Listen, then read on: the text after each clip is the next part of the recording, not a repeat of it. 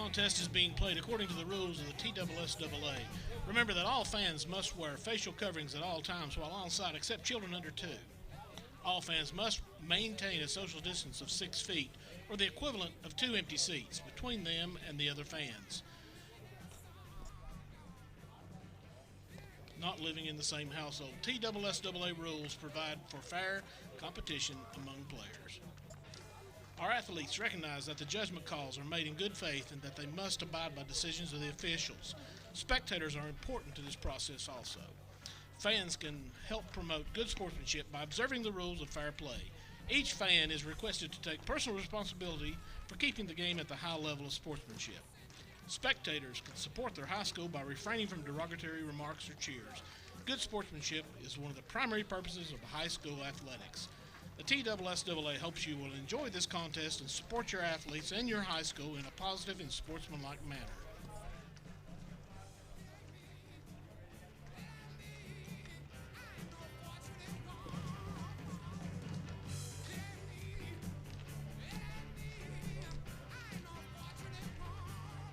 Now your starting lineup for the visiting University High Buccaneers.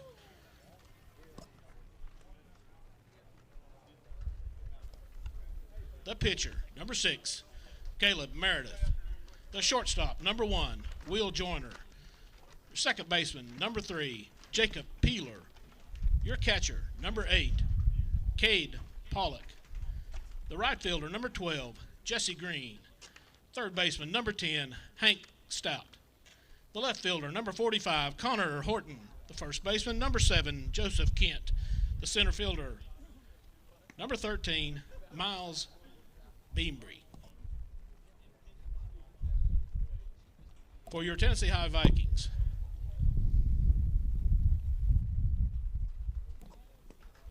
leadoff catcher, number 4, Garrett Embry.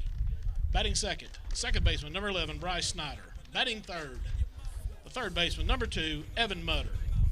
Batting fourth, number 23, your first baseman, Braden Blevins. Batting fifth, the left fielder, number 16, Andrew Dingus. Batting sixth, the shortstop, number 10, C.J. Henley. Batting seventh, the center fielder, number 19, Wade Witcher. Batting eighth, the designated hitter, number 13, Logan Quells. Batting ninth, the right fielder, number 7, Nick Graninger. And pitching for the Vikings, number 20, Noah Bishop.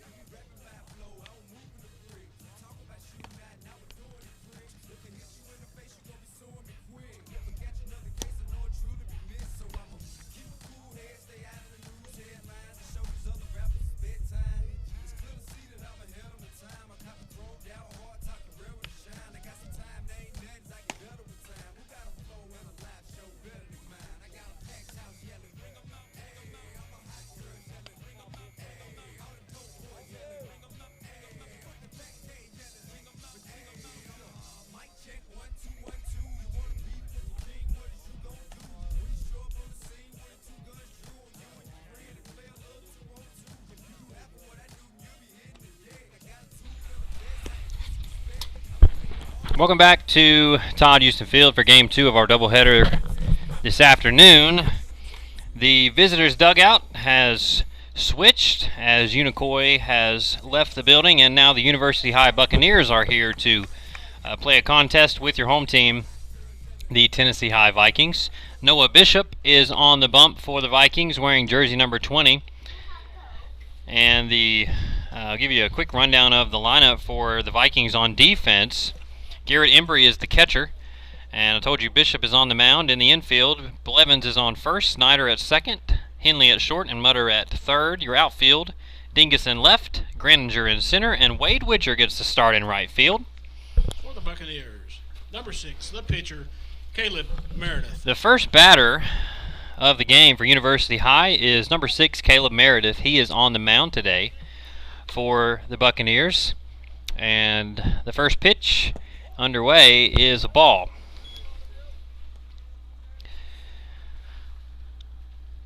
So Caleb Meredith, a star athlete for University High. Got to see him play basketball against our varsity basketball team as he wears the first pitch off of a bounce as a hit by pitch to start off. Meredith dropped over 50 points on our men's basketball team back in, I believe it was November, when University High visited and played the Vikings in Viking Hall. He'll reach base on 2 pitches, and that'll bring up Will Joyner, the shortstop, wearing jersey number 1. It'll be a all-hands-on-deck affair for the Vikings pitchers today, as they have had several guys throw in the last couple of days. This is their 4th game in 2 days. So there's going to be several guys who are unavailable to go to the mound today. I believe I saw Bryce Snyder warming up prior to the game in case he is needed. So it's going to be interesting to see who all takes the mound today. Of course, you hope you can just hand the ball to Bishop and he'll handle things from here, but it may be a group effort on the mound. We'll have to wait and see. Joyner shows bunt on the 1-1. He'll get it down. Bishop will charge it. He'll field it. Nice and easy throw. Oh my, they're going to call him safe, and it's absolutely the right call. As Bishop came up to throw, Blevins caught it, but it popped out of his glove. He didn't have possession, and so I have to say that's probably an error on Blevins right there. For not squeezing that ball. Even though the throw wasn't great, Blevins has got to come away with that one. So it's an E3. Joyner is on first, Meredith on second, and that brings up Jacob Peeler playing second base today. The pitch, he'll take the first one for a strike. So not the start you were hoping for if you are Noah Bishop. Hit the first guy and then had an error with batter number 2, and now University High has 2 runners on, no outs in the inning. He gets Peeler swinging on the breaking pitch, and it's 0-2.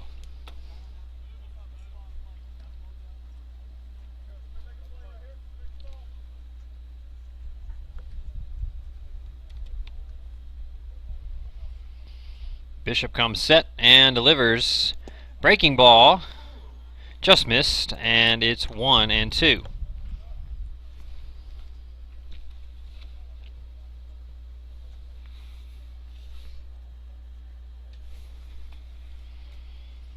Bishop checks the runner, and Peeler,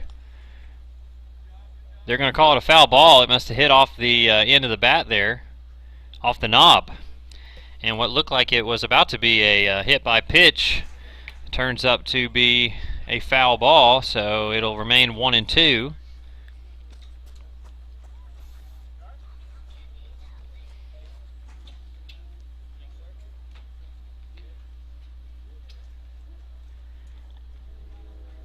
Cade Pollock, the catcher, is on deck for the Buccaneers.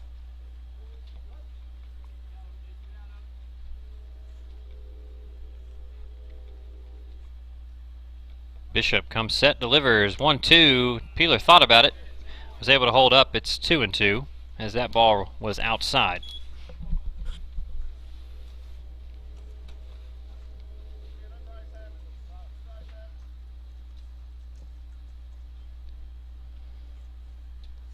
Two pitch, swung, hit the third. Mutter, a diving stop. He'll step on the bag for 1 out, and a great play there by Mutter as Peeler will hit into the fielder's choice. And that one definitely saved at least 1 run as Meredith is forced out at third.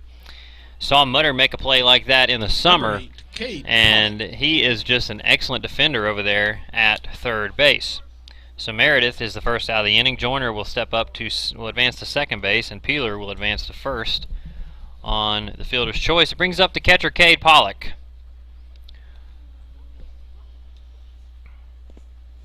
First pitch in the dirt for ball 1.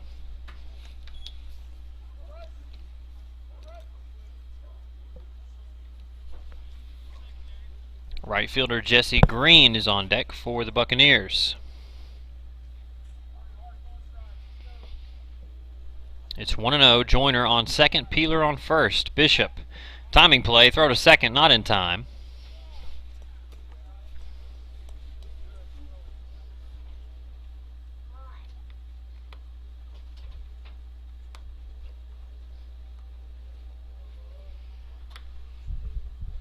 The 1-0 to Pollock.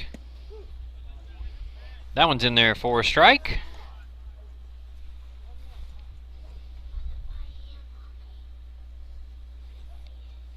Still no hits in the inning for the Buccaneers. All three have reached base. Meredith was forced out at third on the fielder's choice. There's a ball. Great stop by Embry to keep it in front and keep the runners where they started. It is 2-1 now on Pollock.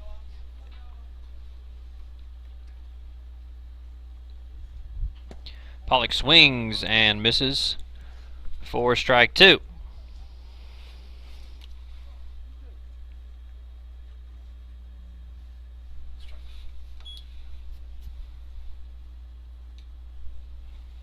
Two-two pitch in the dirt, blocked up by Embry again, and that pushes it full. Again, 2 runners on here.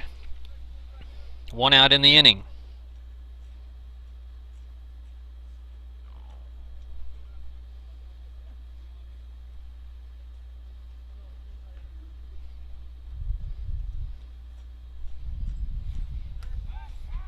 And Bishop will fake the throw to second, try to see if the runners were moving on first move there. Full count, 3-2. The pitch to Pollock. Struck him out. Pollock was on his way towards first base. He thought he had ball 4, but it's a strikeout looking. And quickly, after allowing the first 2 to reach safely, Bishop has 2 outs. And that brings up Jesse Green, the right fielder.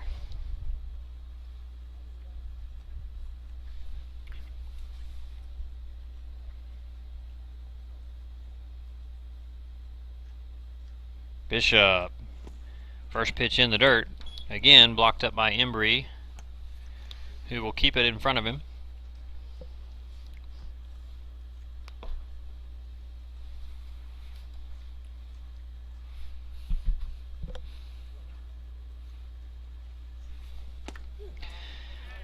The 1-0 pitch meets the zone. 1-1 on Green.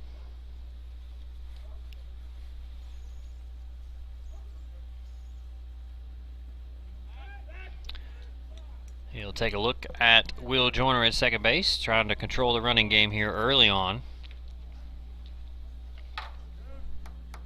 1-1 to Green. Here it comes. Green will foul that one off behind us to the right. And now Bishop is 1 strike away from being out of the inning. It's 1-2. The Vikings will see Caleb Meredith on the mound for University High, as I believe Caleb is committed to play baseball at the University of Tennessee as a pitcher. So it'll be a interesting day today to see if the Vikings can get to work on Meredith, who's highly regarded as a prospect. And they'll get that opportunity as Bishop strikes out Jesse Green for the 3rd out of the inning. And we'll head to the bottom of the first. Your first 3 batters for the Vikings: Garrett Embry, Bryce Snyder, and Evan Mutter when we return.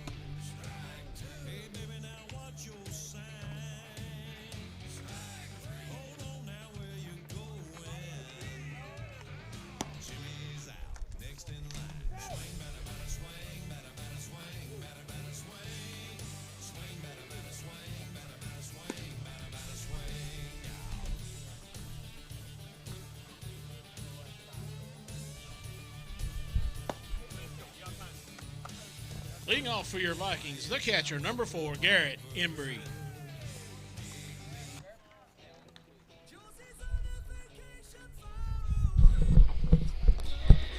Welcome back to Todd Houston Field. It's the bottom of the first as Tennessee High will take their first crack against Caleb Meredith. Again, D1 commit to the University of Tennessee for baseball. It'll be Garrett Embry who will start things off, the catcher, wearing number 4. The pitch from Meredith swung on and fouled back behind us, and that will be strike 1 to get things started. The Viking offense in the last couple of games has been on fire. 15 runs last night against Sullivan Central, and got 12 runs in game 1 as Embry grounds the ball foul down the third base line. So in 2. Lucas Slagle was on the mound for Unicoi in game 1, a big hard-throwing righty, and the Vikings struggled to get their footing early on, but eventually got it rolling throughout the rest of the game. As this pitch grounded back to Meredith, he'll run it over to first, and in time for the first out of the inning, a 1-3 put away, and we're underway in the top of the first. Your second baseman, number 11, Bryce Snyder. Bryce Snyder will be the hitter. I believe the last time he was up, he hit a grand slam. We'll see if he's able to continue his success at the plate here against Meredith. First pitch fouled down the right field line, out of play.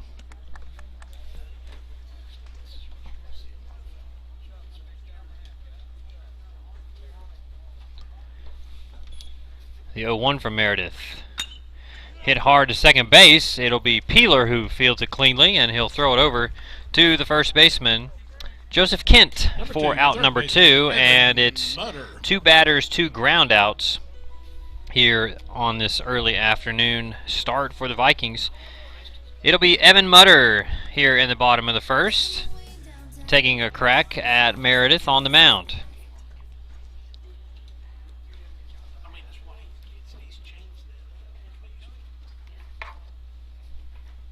First pitch, it will be a hit as Mutter deposits the ball into right center field.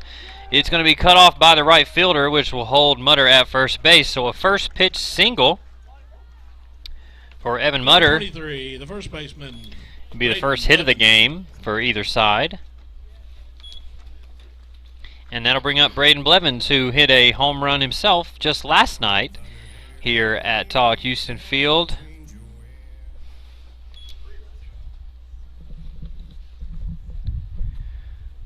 First pitch to Blevins, he'll check his swing. It's in there for strike 1.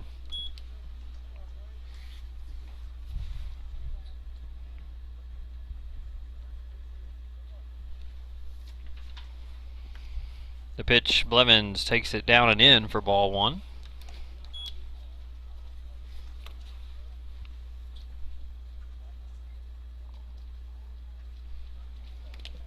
Mutter on first. 1-1 pitch. Meredith taking a look. He'll deliver. Blevins. He'll hold off on a ball that looked good from here, but it must have been low. It's 2-1.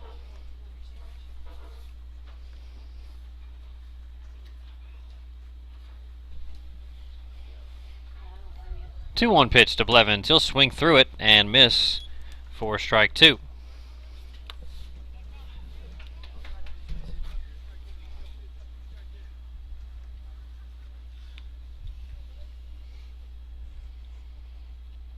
Here's a pitch. Blevins about wears it. It'll miss inside and will be full. Mutter will be off with the pitch. We'll see if Meredith decides to throw over, or if he'll come straight to the plate. 3-2, 2 outs, Mutter on first, Blevins at the plate. Here's the pitch, Mutter moving, and Blevins will swing and miss for strike 3, and it'll be the third out of the inning. For the Vikings, that's no run. So nothing doing. We did have one hit in the inning as Mutter is stranded on first base. 4 batters come to the plate, but no damage. We have a scoreless first inning. We'll head to the top of the second. The first 3 batters for the Buccaneers will be Hank Stott, Connor Horton, and Joseph Kent when we return.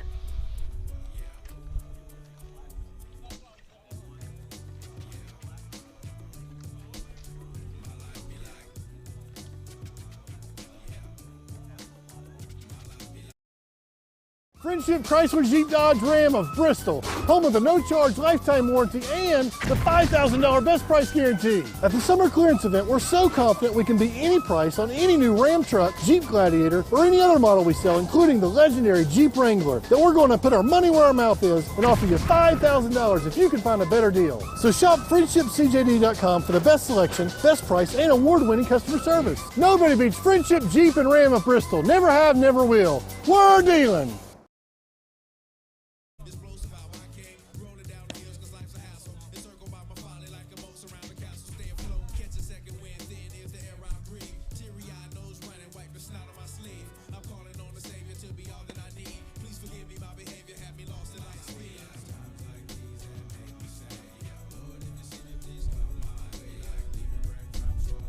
Number 10, the third baseman, Hank Stott.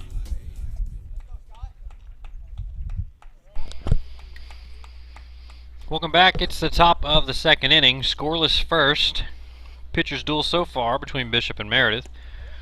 As his first pitch to Hank Stott will miss for a ball.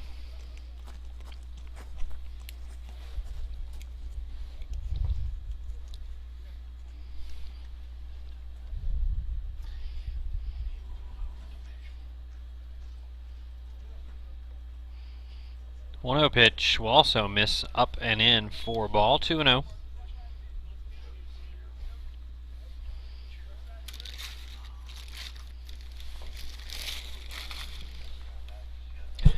To Stott. That'll be across for strike one.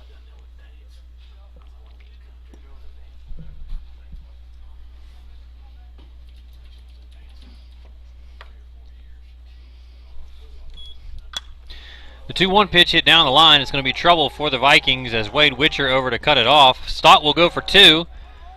And no throw to second base. Stott will be in time. So a leadoff double for the Buccaneers to get things started in the second inning. And that brings up the left fielder Connor Horton, who looks to bat from the left side. Connor Horton. It's in second consecutive inning we've Tennessee High has let the leadoff runner on base. First pitch misses outside for a ball.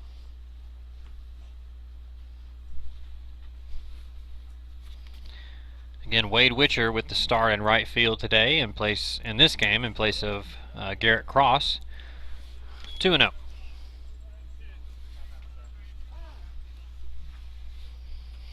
And that will be enough for Coach Morlock to take a visit to Noah out on the mound. Not a bad start for Bishop, but looks like Brad having some mechanic type conversations with Bishop, trying to get him back in line here as he has given up a leadoff double and is now behind 2-0 on Horton. Bishop did have 2 strikeouts to end the first, but he had also hit a batter in the first inning. So he's been pretty much around the zone. No damage yet, but giving up a leadoff, letting the leadoff guy get on is not a good strategy for success here. For either side, that is. So Horton will step in, 2-0. Morlock is back in the dugout now, and Bishop will deliver the 2-0, and there it is. Strike one on Horton.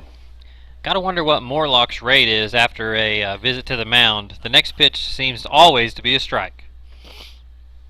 Hate to jinx him like that, but that's the case as the 2-1 misses out for a ball. It's 3-1.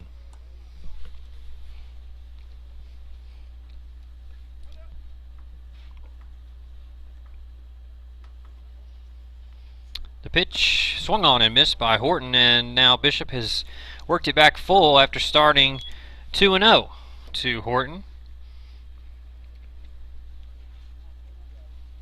Check the runner, comes set, the knees up, and the delivery just missed outside, and it'll be ball 4. So for the second consecutive inning, the first 2 batters have reached. So in both innings, the Vikings have faced 2 on and no out. They were able to get out of it in the first inning, not allowing a hit or a run. they'll be hoping to do the same here as Joseph Kent, the first baseman, another lefty, stands in, and he'll show bunt. Bishop will throw it. Kent pops it up as he dropped the barrel there, and it'll be strike one. So Kent, the number 8 hitter in the order for the Buccaneers, trying to move a couple runners into scoring position. We'll see if he makes the attempt again on the 0-1 count. He will. He'll pop it up, and they're going to let it roll foul. So 0-2. You'd assume he'll swing here.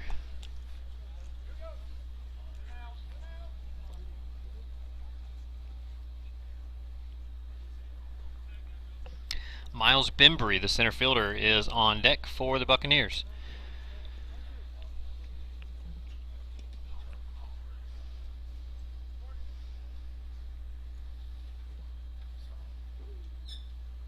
Bishop, the knee up and the delivery. Swung and fouled into the netting. We'll do it again.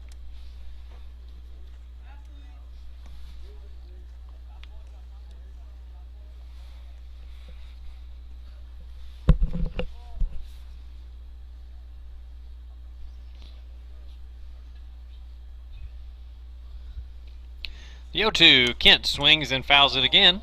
Nearly the same place. Fighting hard with 2 strikes.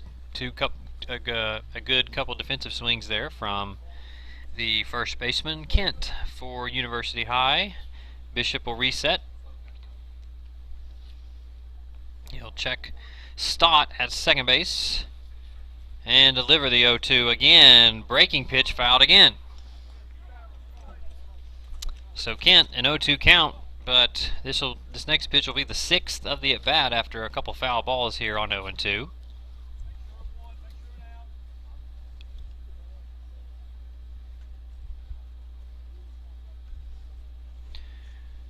He'll hit this one fair. Mutter will field it fair. He'll step on third, make the throw across, and one of the easier double plays you'll see, as it'll be 5-3 double play. And just what the doctor ordered for Noah Bishop. 1 ground ball and 2 outs. Number 13, Miles Bembry. So Stott is the one who's forced out at third. Horton advances to second. And Kent is thrown out at first. So Horton stands at second. Miles Bembry is your batter, the center fielder. And what was looking like a poor start to the inning now is looking much better after the ground ball to Mutter, who makes the play. First pitch to Bembry, down for a ball. Still no hits for the Bucks at this point.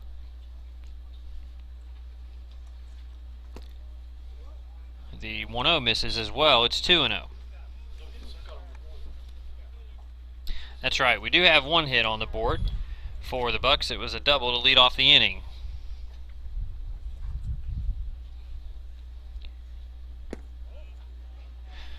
2-0 misses, it's 3-0.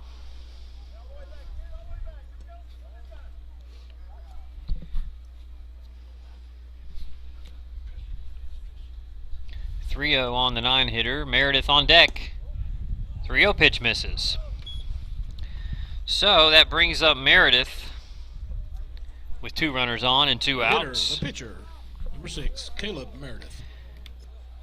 Bishop hit Meredith in the first inning on a ball that hit the ground and skipped up and got Meredith in the leg.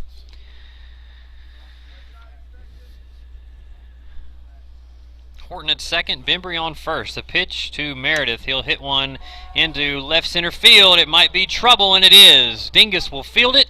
He'll come up throwing. It's cut off by Blevins. They'll get the runner at third, and they will make the play. So a good throw from left field to give them a chance there. So a run will score for the Bucks in the top of the second as Horton is able to score on the single.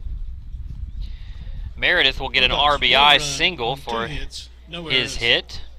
No one left on base. And it's Bembry who is tagged out at third after trying to advance. So give Blevins some credit there for getting all the way over to cut that ball off as he's supposed to do. And the Bucks are able to get 1 run in the top of the second. We'll see if the Vikings are able to answer here as we head to the bottom of the second. It'll be Dingus, Henley, and Witcher when we return.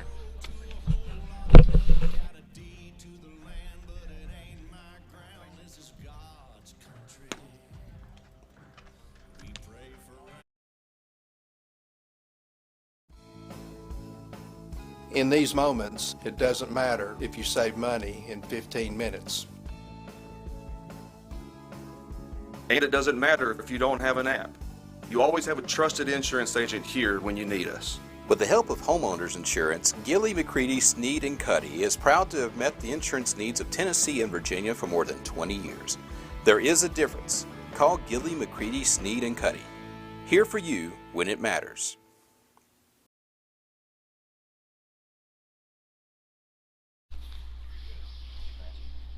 Welcome back to Todd Houston. It's the bottom of the second. Your score 1-0 University High as they're able to push a run across thanks to an RBI single by Caleb Meredith, who will throw the first pitch of the inning, to Andrew Dingus, who will swing through and miss for strike one. CJ Henley on deck for the Vikings. 0-1 misses for a ball.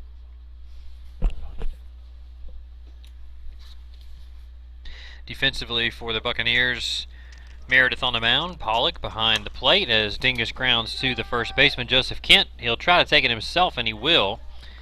And Dingus will ground out 3 unassisted on the 1-1 pitch for the first out.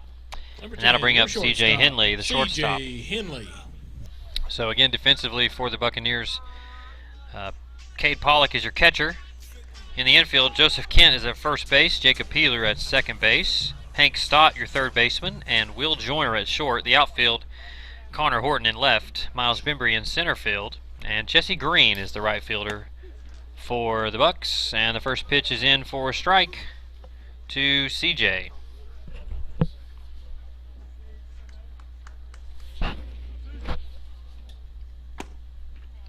He'll swing through the 0-1 fastball and miss. It's quickly 0-2 on the 6-hitter for the Vikings. The 0-2 working quickly will miss outside. Breaking pitch, not close. Lefty-lefty matchup. Meredith, the knee up and the delivery, fastball inside, will brush him back. It's 2-2.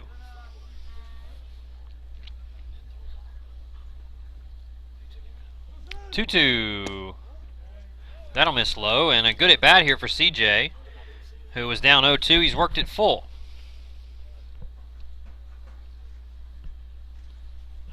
3-2 from Meredith. It's there, and Henley spoils it as it's fouled. Back behind us, we'll do it again on 3-2.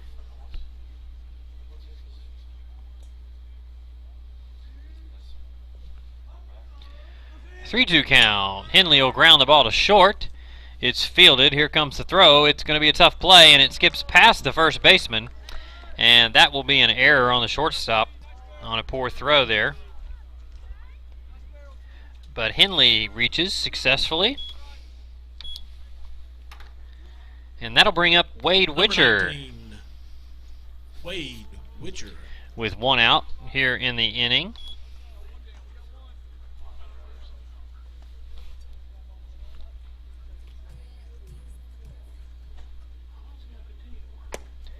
Wade takes the first pitch high for a ball.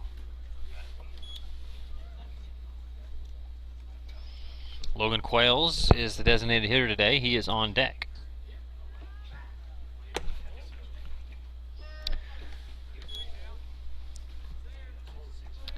Two and 0 as both pitches from Meredith in the at bat have missed high.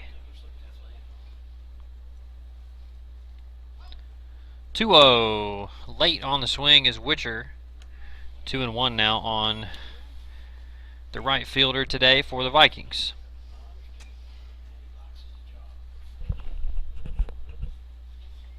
2-1. Will miss inside. Now 3-1.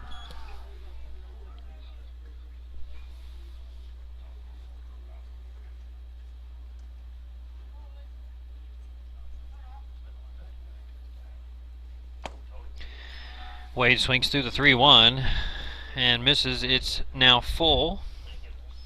CJ Henley on first. We'll see if he decides to take off here.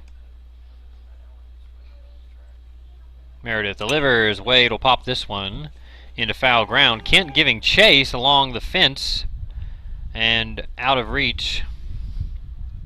So good at bat from Wade here. He'll see his 7th pitch here in just a moment. Henley still on first.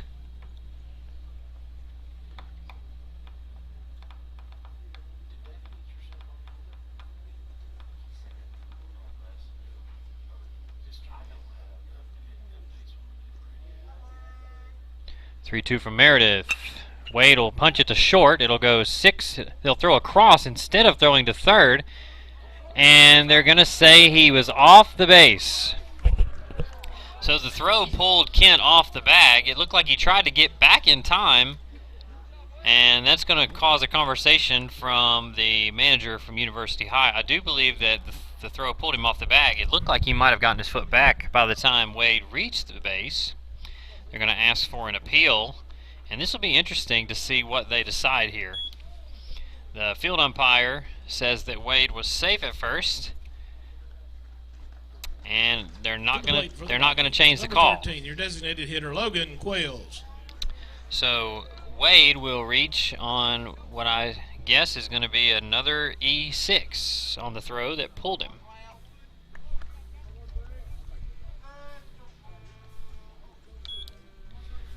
So your batter is Logan Quails. 2 runners on for him. Meredith delivers. Quails takes the first pitch for a ball inside. So the Vikings threatening to try to tie things up or even take the lead. 2 runners on, 1 out. Quails, the 8-hitter in the lineup. Nick Graninger, the center fielder, is on deck. The 1-0 will also miss for ball 2.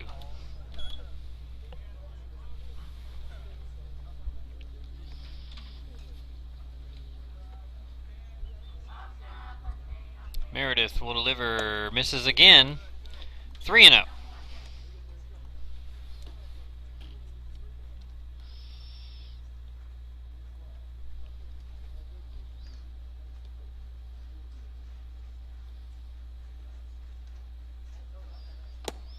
And the 3-0 pitch will miss. So a 4-pitch walk for Quails, and the bases are quickly loaded here.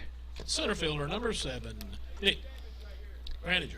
So Graninger will be the batter. He's the 9-hitter.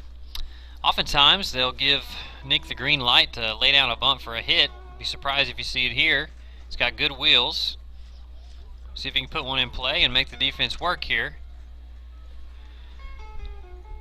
After a brief conversation with Pollock, the catcher, Graninger will step in. 4-pitch walk there. Perhaps Meredith having trouble shaking off the last play as Graninger fouls the very first pitch towards the University High dugout for strike 1. Henley is on third. Wade Witcher on second. Logan Quails, your runner at first. The 0-1 misses down and in for a ball. Top of the order coming up on deck, Garrett Embry stands to get a chance unless we see double play here. 1-1. Graninger will take it for a ball.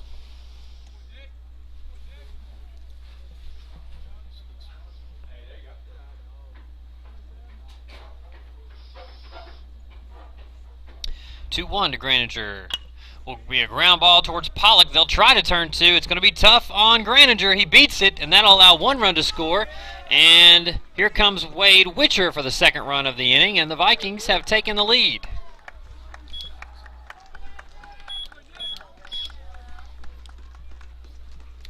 So Graninger grounds into a fielder's choice. Quails will be put out at second for the 2nd out of the inning. Henley will score on the play. Wade Witcher will come around on the error.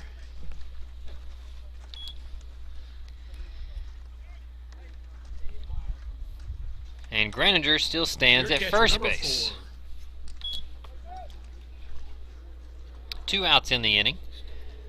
And it's Garrett Embry. Graninger running on the first pitch. It's high, a better, easier throw for Pollock, but it still didn't matter as Graninger was able to steal it with ease. Garrett Embry. So now a runner in scoring position for the Vikings after scoring 2 runs here. A base hit could score another.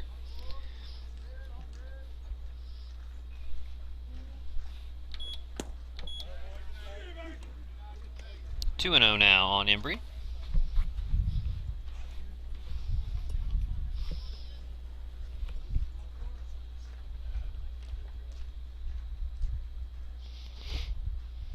Meredith checks the runner and delivers. Embry will hit one into right center field. It'll get down, and Graninger's going to score on that one. They'll decide to hold Embry at first. And the Vikings now with a 3-1 lead as Garrett Embry with a single, an RBI single at that, to right center field. And it'll be Bryce Snyder who will step up to the plate. Grounded out to second in his last at bat. Snyder.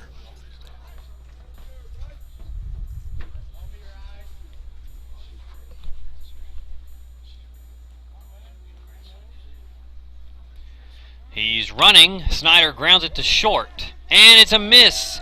It goes right under his glove, and that will bring the runner around. It looks like Will Hoyt had come in to run for Embry there. So yet another error. The fourth of the game for University High in less than 2 innings of play.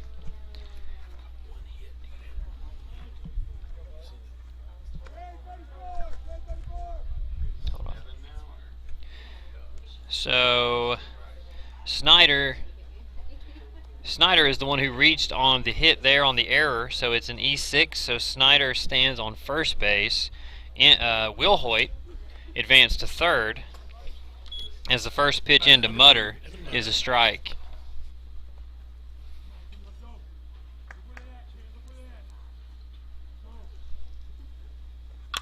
Ground ball towards third. That'll be fielded cleanly. The throw across will not be in time as it pulls Joseph Kent off the bag. It's yet another error as Will Hoyt will score.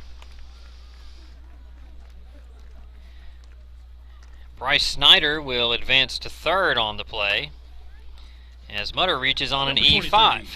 Braden Blevins.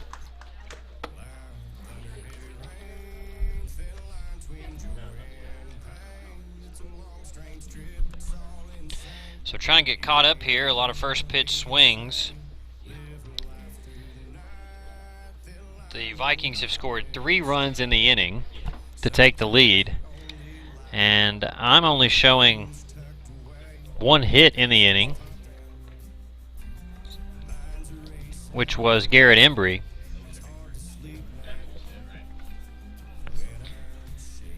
Yes, so Braden Blevins is your batter. Runners at second and third as Mutter was able to reach on the throwing error by the third baseman. He moved up to second as well. So after a brief meeting at the mound, Blevins will step in and have to back out to make sure he didn't get hit there on the foot. It's 1-0. Braden is the 9th batter of the inning here in the second for the Vikings.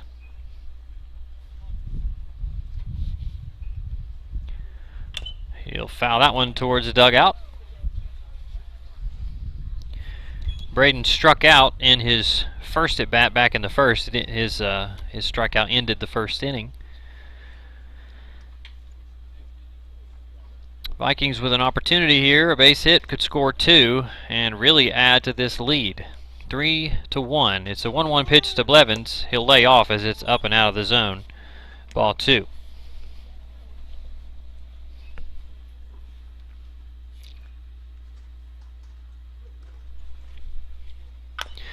He'll foul the 2-1 pitch towards the dugout. And it's 2-2.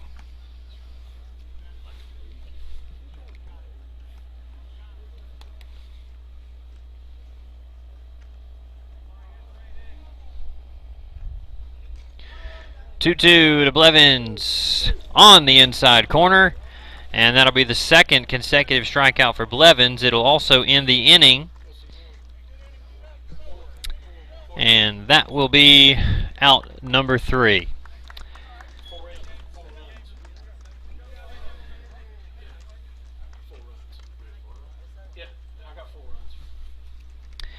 So yes, it does look like Graniger is the one that I missed. So 4 runs on 1 it's hit, 4 4 runs. errors. 2 left on base. So yes, a good inning there for the Vikings in the bottom of the second. 4 runs come across on 1 hit.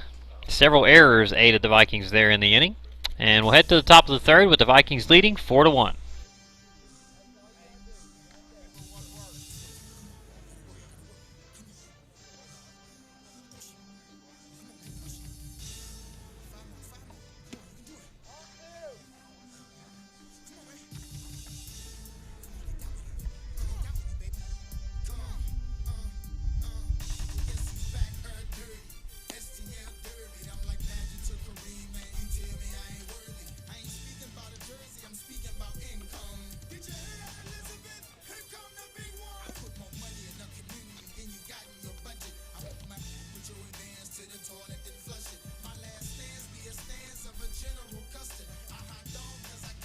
For the Bucks, number 1, shortstop, Will Joyner.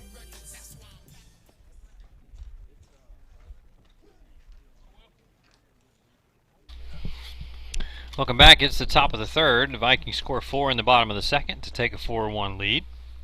Will Joyner, the batter for the Bucks, as Bishop blows one by him for strike 1. Joyner reached on an error in the first inning. It was a ground ball right to Bishop that popped out of Blevin's glove at first base.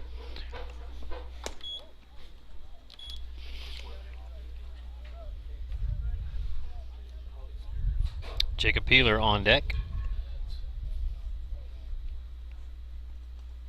1-1 pitch. Joyner will foul it off behind us to the right. And it's 1-2.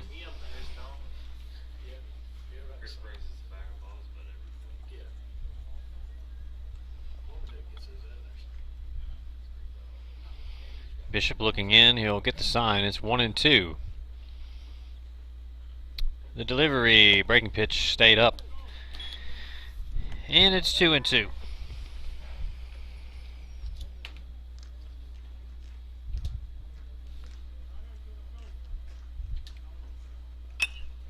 Two also fouled. We'll stay right here.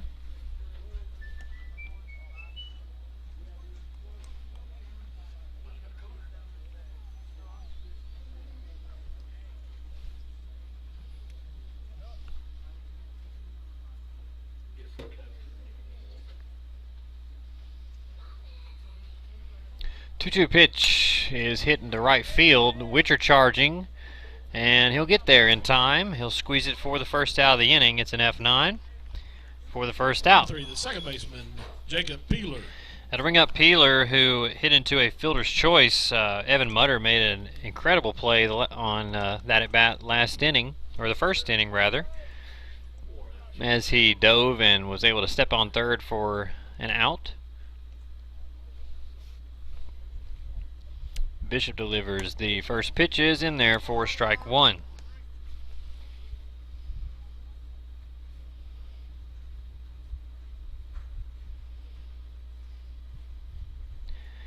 Bishop comes set, delivers the 0-1. Peeler will ground to third again. Mutter will field it cleanly. He'll take his time, get it across, and it's in plenty of time. A 5-3 put out, and quickly 2 outs in the inning.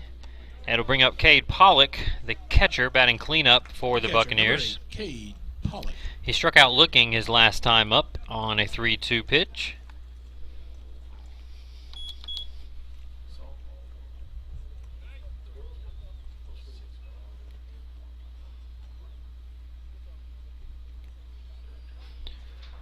Pollock will take the first pitch for a ball on the inside there.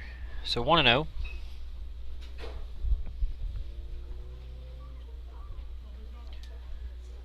1-0 hit him.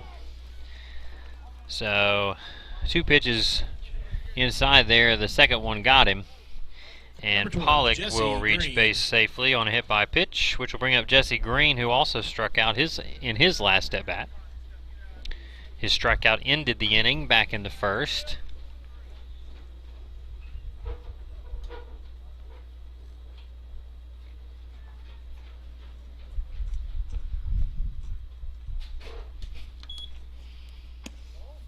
First pitch misses. It's ball one. Hank Stott is on deck for the Bucks. He had a double in his at-bat in the second inning. 1-0 also misses away. It's 4 pitches in a row for Bishop out of the zone. 2-0.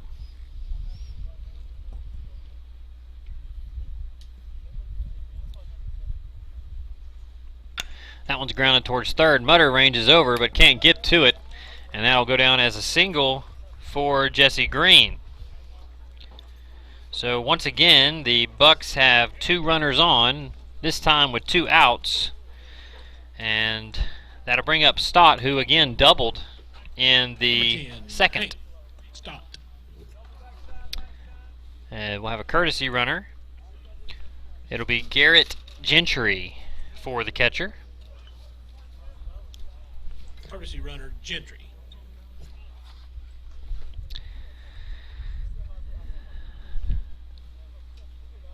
Two outs, Stott at the plate. And the first pitch misses for ball one.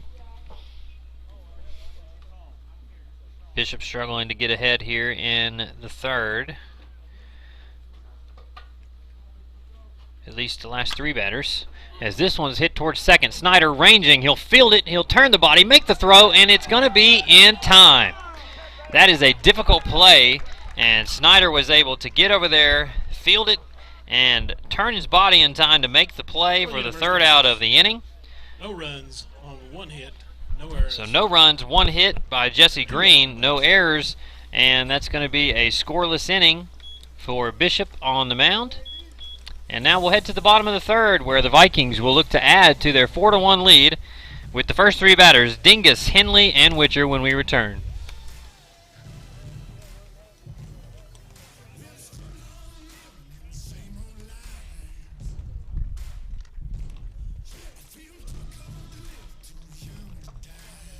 Friendship Ford of Bristol, home of the no-charge lifetime warranty and the $5,000 best price guarantee. That's right, we're so confident we can beat any price on any new Ford F-150 or any other model we sell, including the legendary Ford Mustang and Ford Raptor. We're going to put our money where our mouth is and offer you $5,000 if you can find a better deal. So shop FriendshipFord.com to find the best selection of F-Series trucks, hands down the best prices, and get award-winning customer service. Nobody beats Friendship Ford of Bristol. Never have, never will. We're dealing. 18 for 1 in the 2 spot.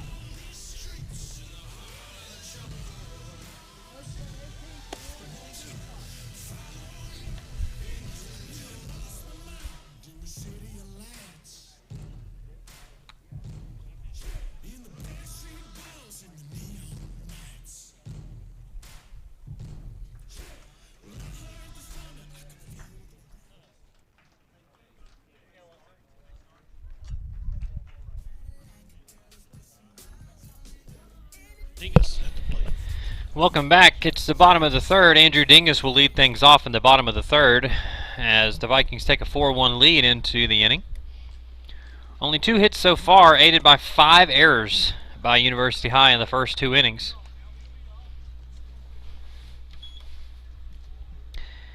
Dingus grounded out to the first baseman in his first appearance. The 1-0 is low for ball 2.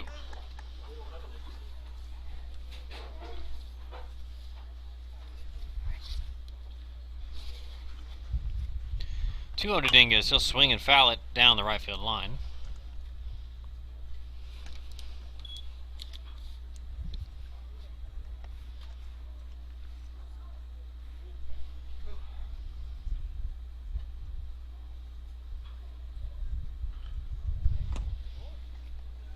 Two 1 missed inside for a ball. It's 3-1.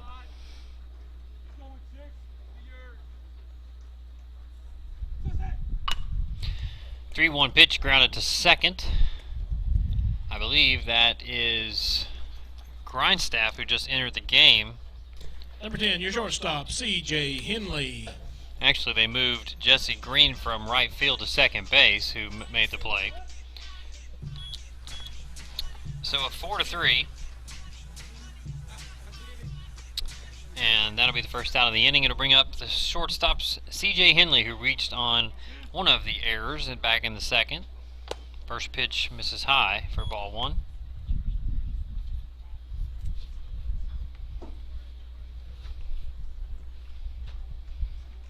1-0 grounded. Henley. It'll be stopped by the second baseman, but that is all he'll be able to do, as that'll be an infield hit for the Vikings. That would have been a very difficult play for second baseman Jesse Green to make. He was able to keep it in the infield, but not able to make a play in time. And that'll bring up Wade Witcher, who also reached on an error in his last appearance.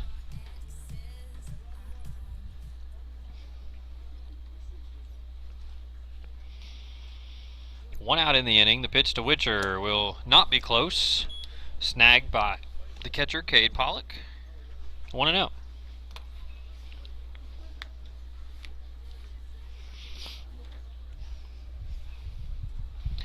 Meredith will throw over.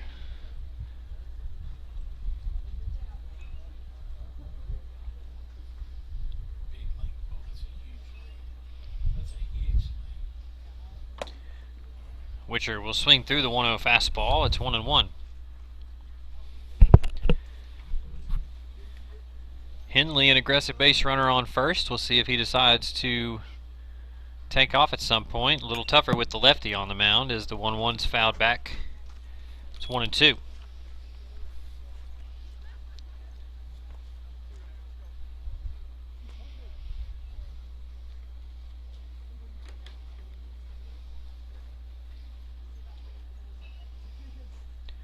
One, two to Wade. He'll take it on the inside. 2-2.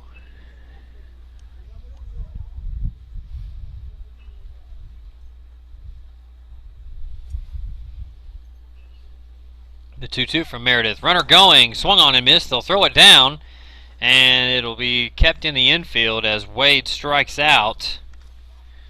Henley will get the stolen base. Wales. So 2 outs in the inning. Henley standing on second base. And it'll be up to Logan Quayles, who walked in his previous appearance on 4 pitches, to see if he can drive CJ in here in the bottom of the third.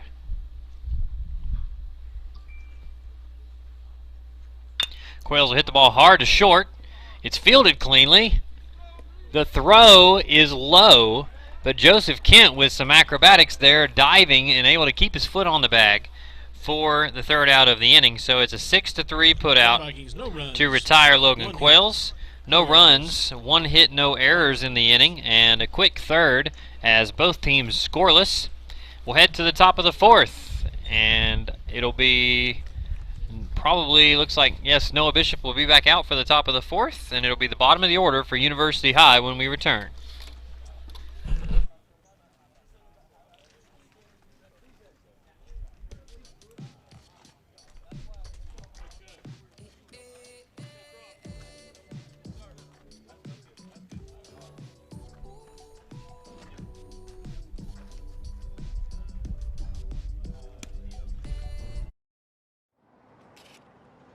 $5 for my own money? That's a bad call. Let's give him a Renaissance replay. Sign up for Renaissance Rewards Extra Checking with ATM refunds today.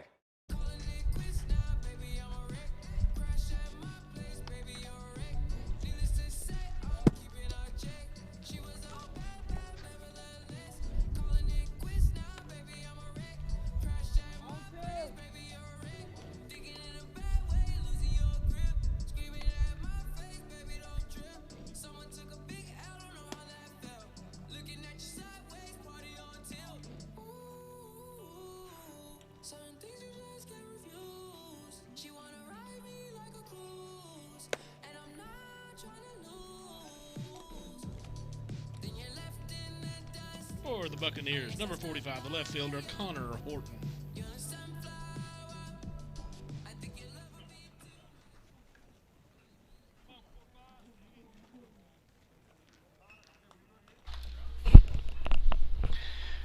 Welcome back. It's the top of the fourth. Your score 4-1 Vikings as Noah Bishop on for his 4th inning of work, only allowing 1 run so far. Good effort by him on the mound today. As the first pitch to Connor Horton is in for a ball. The second pitch will miss as well, 2-0.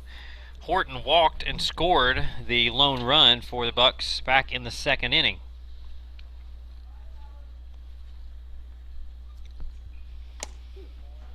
The 2-0 will cross the plate for strike one.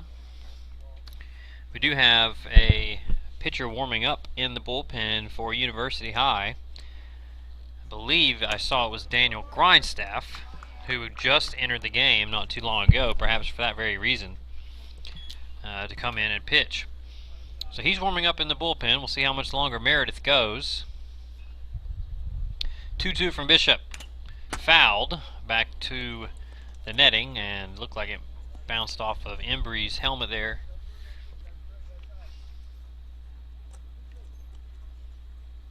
So we'll do it again. Joseph Kent is on deck for the Bucks.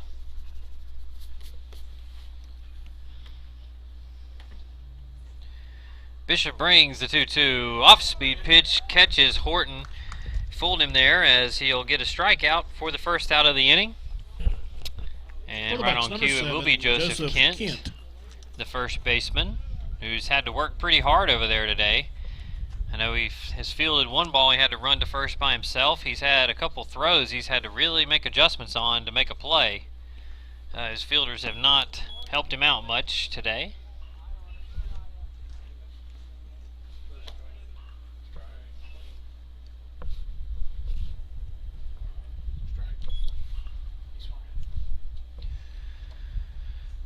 Oh, 1 to Kent has to get out of the way.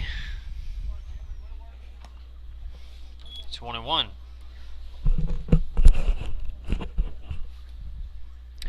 Kent grounded out to third in his last at bat. I believe it was a double play as Kent hits this one into the outfield. It'll get past Graninger. And that's going to be an E8 as Kent advances to second.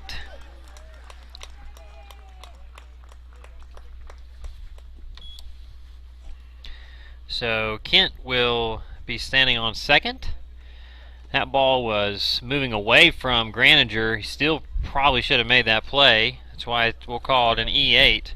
But that'll bring up Miles Bembry, the number 9 hitter, who walked in his last appearance.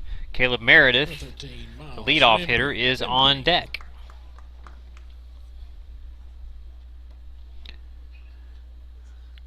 Bembry swings through the first pitch. It's 0-1.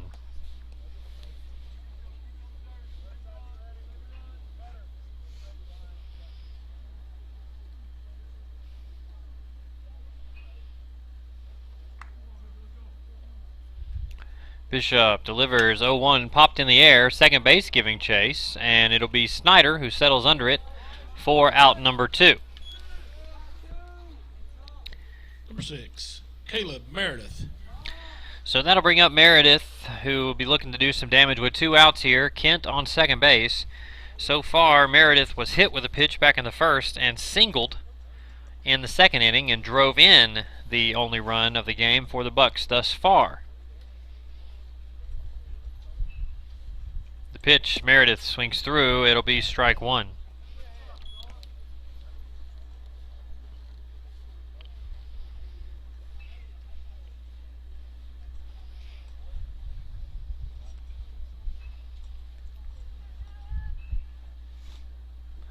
The 0-1 to Meredith. Breaking ball in there for a strike. And exactly what you want when you're dealing with Meredith. You want to be ahead in the count. Now you've got any pitch at your disposal here. It's 0-2. Bishop checks Kent at second base. The pitch hit hard towards second base. Snyder will field it. Let's see if he can make the play. No, his lost his footing out there as Kent will come around to score. That's going to be an infield hit for Meredith, as that would have been a very difficult play for Snyder to make. And 1 run will score on the play. Number 18, Tanner Berry. So Kent scores, as Meredith is responsible for both runs. for the Bucks today, and he stands on second. First pitch in there for a strike.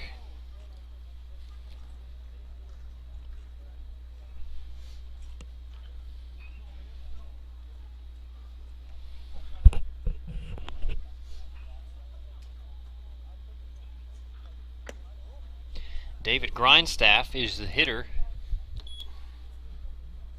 as he replaced Will Joyner in the previous inning in the field.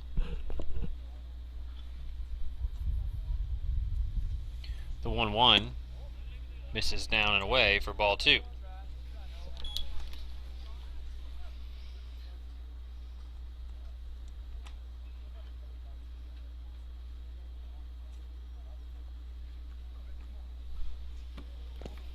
Two 1 also misses low.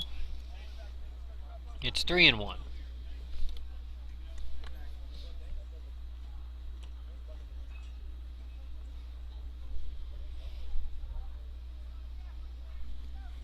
Three-one pitch from Bishop, swung and fouled. So he's worked it full now. 2 outs in the inning. Meredith stands on second base. Grindstaff, the batter.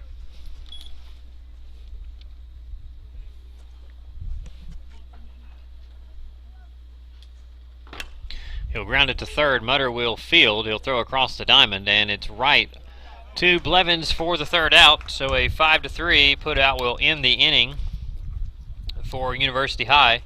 They were able to push another run across, but the Vikings' lead still stands at 4-2. 1 run on 1 hit, 1 error. 1 run, 1 hit, 1 error, and two left on. And that will do it for University High in the top of the 4th. We'll head to the bottom, and we'll have a new pitcher on the mound for University High. When we return, the first 3 batters, Graninger, Embry, and Snyder. New pitcher for University High, number 18, Tanner Berry.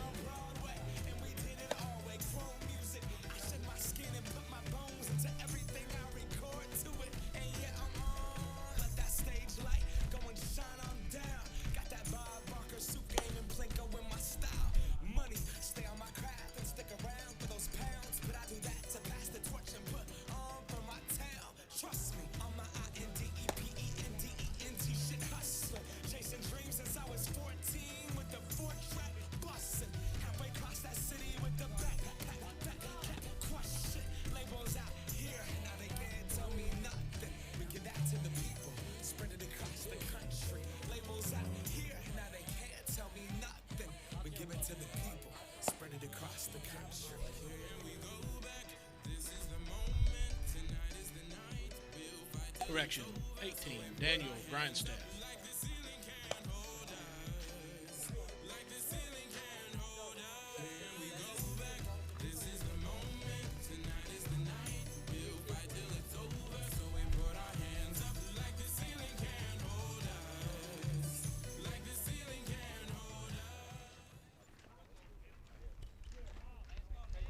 Number 7.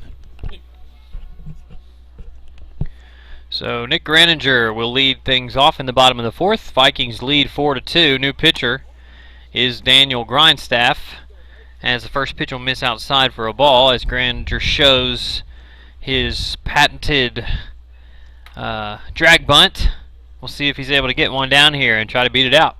He's going to do it again, and he'll attempt but miss. It's 1-1, as he had the third baseman Hank Stott charging there, anticipating that.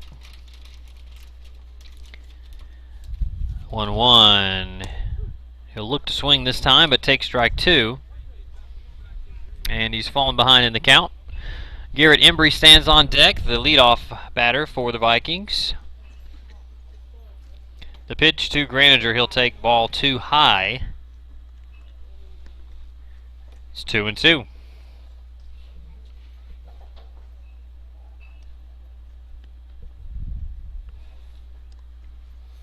2-2 pitch hit towards right field. It will get through for a hit. So Graninger is on with a single to lead things off in the fourth, and that'll bring up Garrett Embry. Number 4, Garrett Embry. Embry has had 2 appearances at the plate so far today. He grounded out to the pitcher back in the first and singled with an RBI in the second inning and also scored a run. Embry will foul the first pitch. It's 0-1.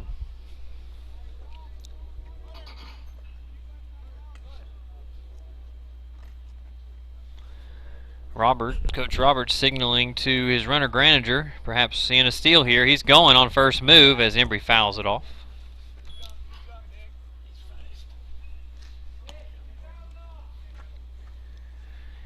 Wade Witcher warming in the Viking bullpen.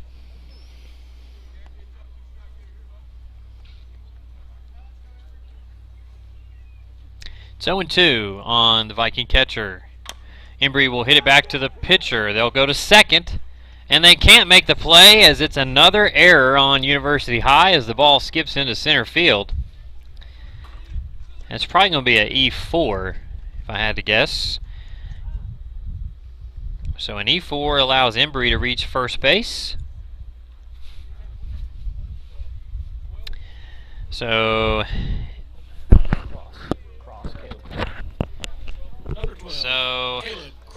Embry reaches on the error. Nick Graninger gets to third, and we'll have the first at bat of Caleb Cross's varsity career here against Grindstaff. He is in the game for Bryce Snyder.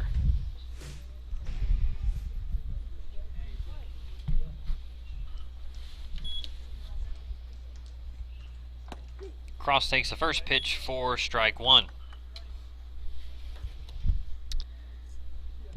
Embry has been replaced by Braden Wilhoit as a courtesy runner at first base. The 0-1 to Cross. That one misses outside. It's 1-1.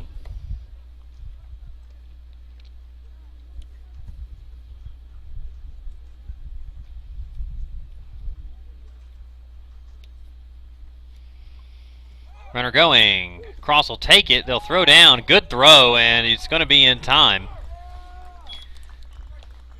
I believe that was ball 2. 1-2. So that ball was a strike, and there was a strike thrown by Cade Pollock to get Braden Wilhoit at second base. So 1-2 count on Cross. The pitch. Curveball swung on and missed for the second out of the inning.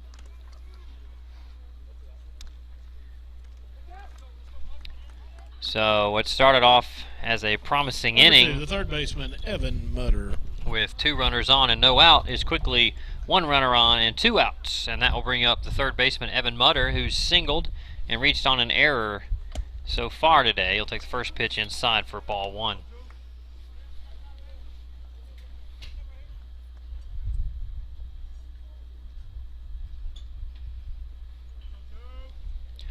One to Mutter. He'll hit it hard into center field, and the center fielder was there to put Mutter away. It's an F8 to end the inning.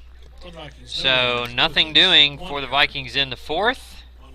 No runs, 1 hit, and 1 left on base. We'll head to the top of the 5th. The Vikings still leading 4-2. Noah Bishop on the mound when we return.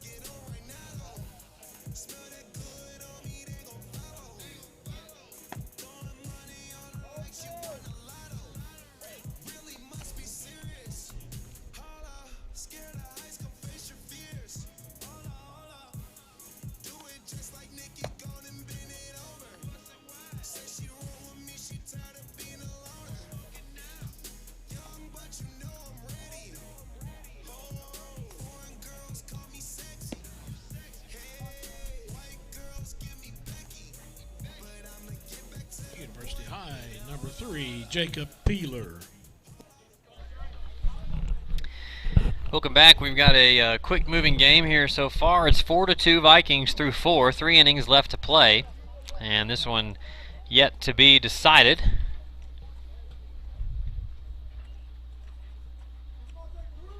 As Jacob Peeler is the batter. First pitch misses for ball 1. Noah Bishop on the mound today has had a pretty good day. 4 innings, 2 runs on 2 hits. Peeler fouls the 1-0. Peeler has grounded out in both appearances so far today in the infield.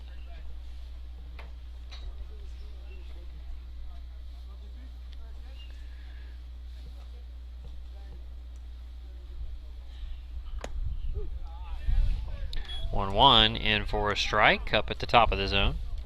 Looks like Braden Wilhoit is now on the field at second base.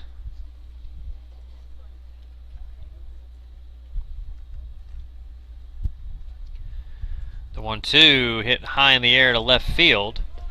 Dingus tracking it, and he'll put it away for the first out of the inning. Number 8, Cade Pollock. So Cade Pollock will be your batter. He's struck out and been hit by a pitch in his 2 appearances today.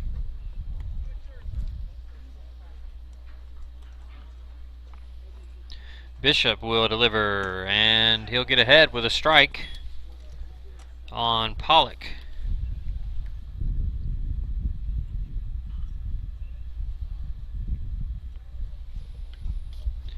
The 0-1 in there again on the breaking pitch.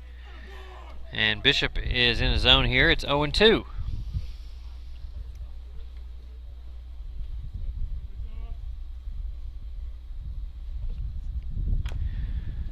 Fouled towards the dugout.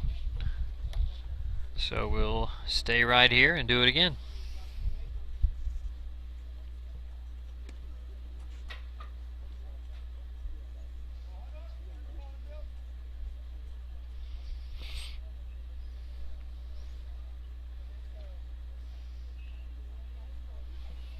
The 0-2 from Bishop. That'll miss down and away.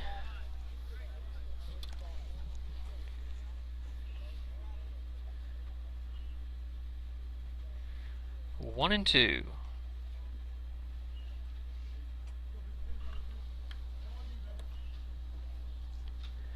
Pollock about gave up on that one, but saw that one curving in and decided to throw the bat at it. He was able to foul it away. Stay alive.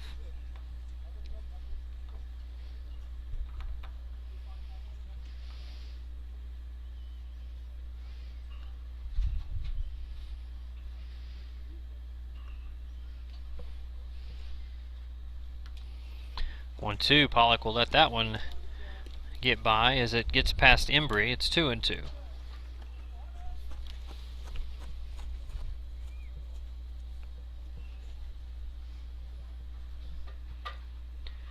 Jesse Green on deck for the Buccaneers. The 2-2 pitch. Pollock fouls that one back at us. Good at bat by him. This will be the 7th pitch coming up.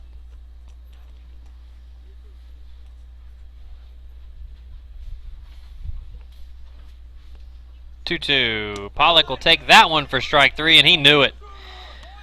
He had his head down as soon as that ball was caught, and he'll go down looking for his 2nd strikeout of the day. Jesse Green. And that will bring up the right fielder, Jesse Green, who struck out back in the 1st, did single in the 3rd.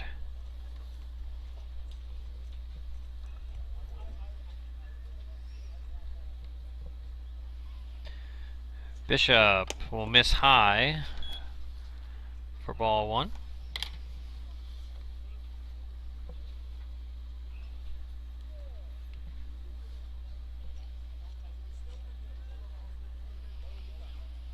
One 0 pitch will also miss high and inside. Hank Stott is the batter on deck for the Buccaneers. 2-0. And 3-0.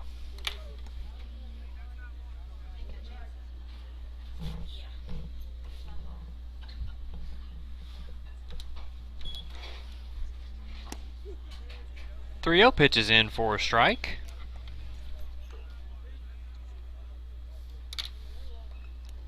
See if Bishop's able to battle back here in this at bat. Down 3-1. 3-1 is in for a strike. He's worked it full. 2 outs, full count. Bishop looking for his first 1-2-3 inning. See if he gets it. 3-2. Foul down the right field line, out of play.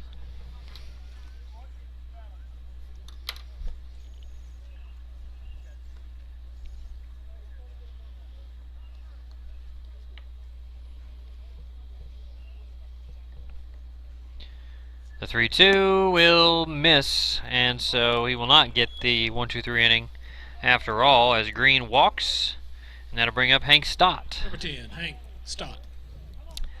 Hank doubled in the second and then grounded out to the second baseman. Snyder made a heck of a play to end the third inning, ranging to his left and making the throw to Braden Blevins.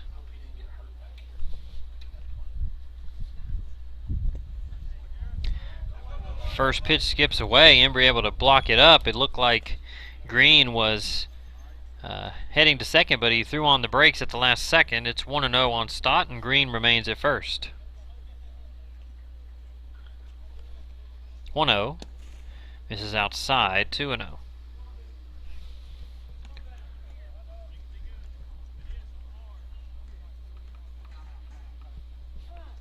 And it'll be time for a mound visit. I believe this is the second time that Coach Morlock has visited in the game. And it looks like he may be, well, thought he might have been asking for the ball, but it looks like he may have been posing a question with his open hands. Little pep talk here. I would assume that Roberts would be the one to make a change if that was the case. So it's probably the last visit that you can give here to Bishop without removing him. So we'll see if my jinx worked, and we'll see if Bishop's able to throw a strike following the visit from Coach Morlock. It's 2-0. Hank Stott is the batter. Jesse Green, the runner at first for the Bucks. And we'll resume play here. We have seen Wade Witcher warming up in the bullpen at previous time. We'll see if that would be the next place they go. 2-0. It's a ball. I guess I did jinx him after all. It's 3-0. Connor Horton is the batter on deck for the Bucks, if hoping to get a chance here. 3-0 pitch. That one's in for a strike.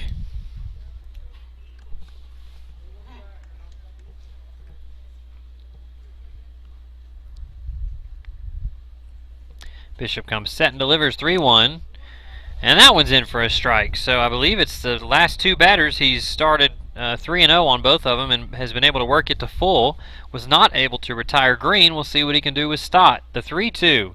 Runner will be going. He is. 3-2. Hit hard into center field. Graninger was playing towards right center, and it's up against the wall. We're going to have a 4-3 game as Jesse Green is going to come and touch third, and he is going to score without a throw. And University High has cut this lead in half. It's 4-3 Vikings. Number 45, Connor Horton.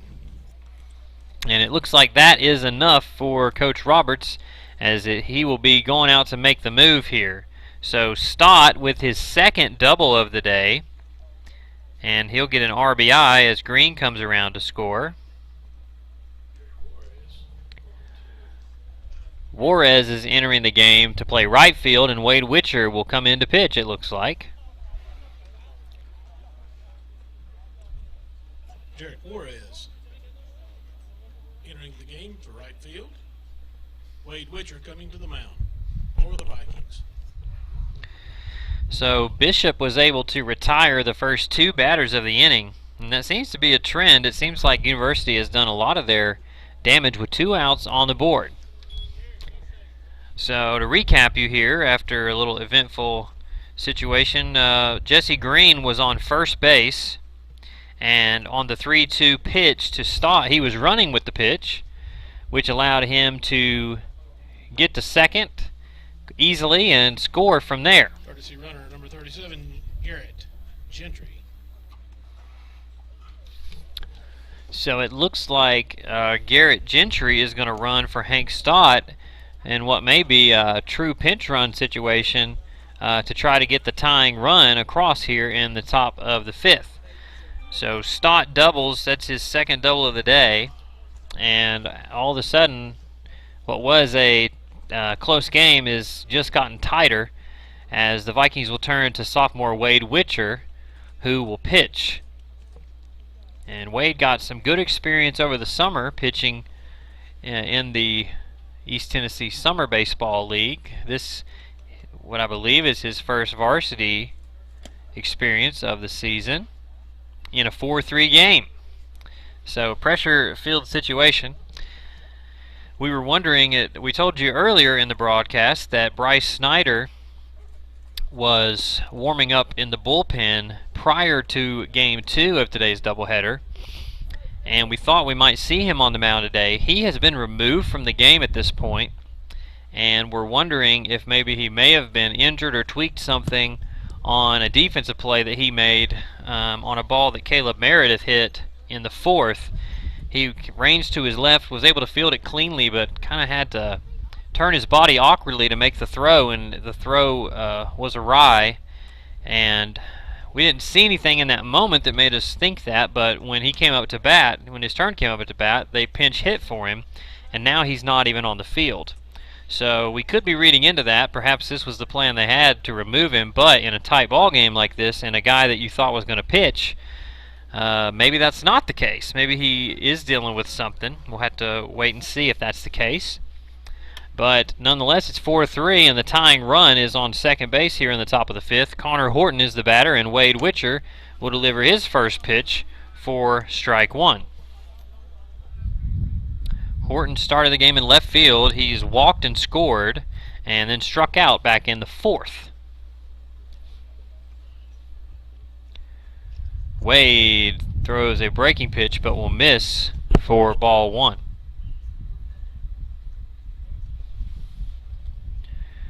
Wade just needs a ground ball here to get out of this inning. The 1-1 to Horton. Close, but must have been up out of the zone. It's 2-1. Vikings will have the middle of their order coming up in the bottom of the inning. Blevins, Dingus, and Henley are scheduled to bat. 2-1. Swung and missed by Horton, and it's 2-2. So Witcher 1 strike away from getting out of this inning without any further damage. Runner on second. Again, it's Garrett Gentry, a pinch runner. 2-2 to Horton, hit hard down the right field line, but foul. So we'll do it again.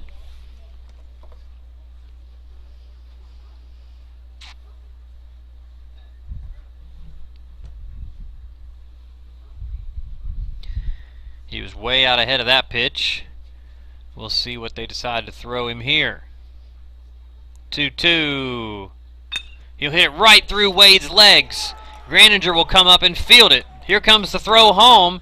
It's offline. Braden Blevins will try to cut it off, but to no avail as the Bucks have tied the game. It's 4-4 as Horton hits a ball right back where it came from. It went, Wade looked like he might have had a play on it, but it just got past him before he could get the glove down. So a single for the Bucks, an RBI for Connor Horton, and we've got a tie game as Hank Stott. Well, it was Garrett Gentry, the pinch runner, who came in to score, and now it'll be Joseph Kent who reached on an error in his last at bat and scored. First pitch to him, a big long loopy swing, misses for strike 1. Connor Horton represents the go-ahead run at first base. Joseph Kent, lefty, in the box. Wade Witcher on the mound. The 0-1, runner going. Here comes the throw. It's a good throw. It was a little high, but they're going to call him out. They are going to call him out, and I don't think the university coaches were too pleased with that call. For University High, 2 runs on 2 hits. But it's going to stand. 9 left on base. So Wade gets out of the inning. He does give up the lead as it's tied, but Horton is thrown out at second base for the third out of the inning. Joseph Kent will get another crack at it in the sixth.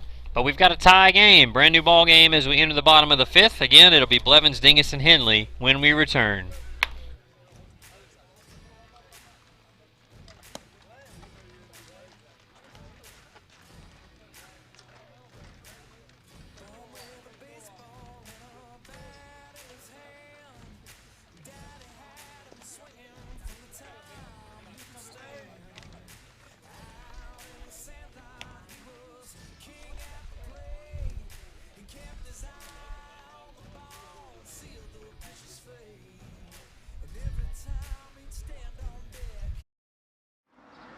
Might be a little while before I get to the bank.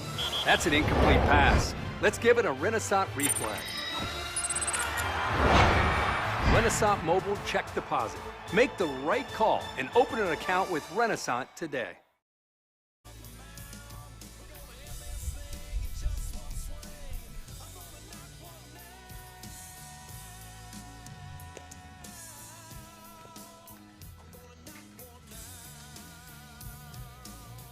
For the Vikings, number 23, your first baseman, Braden Blevins.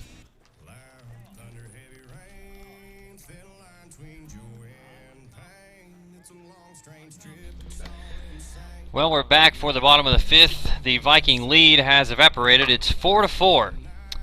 And Braden Blevins will look to get things started in the bottom of the fifth.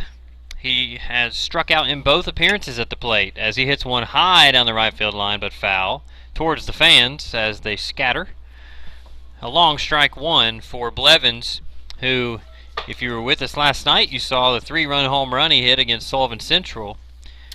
Hasn't had as good of a day today. 2 strikeouts in this one, and he did walk in the previous game, but that's the only time he's been on base today through what looks to be 6 at-bats. So uncharacteristic for him. He's due to reach base safely here. We'll see if he's able to do just that as Andrew Dingus awaits on deck for the Vikings. 1-1. Blevins hits one hard to left center field, and he was due. And we'll see if he tries to stretch it for a double. He takes a big turn, but he'll hold up. No reason to run into an out there. But Blevins, his streak has ended. He's now singled, and Dingus will try to make him pay for it. Number 16, left fielder Andrew Dingus. Dingus has yet to reach in this game. And Mason Johns will come on to run as a pinch runner for Blevins. Mason Johns, courtesy runner.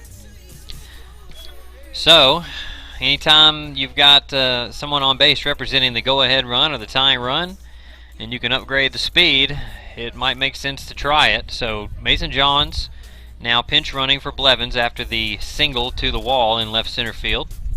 And Andrew Dingus will try to make something happen. He's grounded out to first and to second so far in this one. It's 1-0 to the Viking left fielder, who closed out the game with 2 strong innings on the mound in game 1 today against Unicoi. The 1-0 to Dingus is taken for a ball, so 2-0. CJ Henley is on deck for the Vikings, awaiting his chance to perhaps grab the lead back for the boys in maroon this afternoon. 2-0 to Dingus, swung on and fouled at the plate. It's 2-1.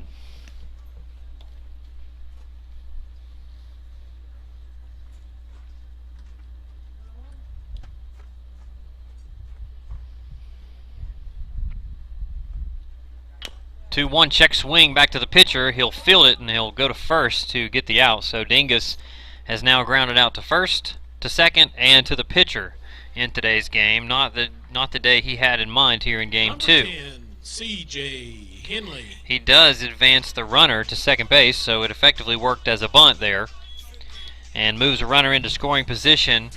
And C.J. Henley will step to the plate. He's had a good day. He reached on an error in the second and scored, and then had a single in the third inning. thought twice about that one, but it decided to take it in for strike one. A single here could give the Vikings the lead.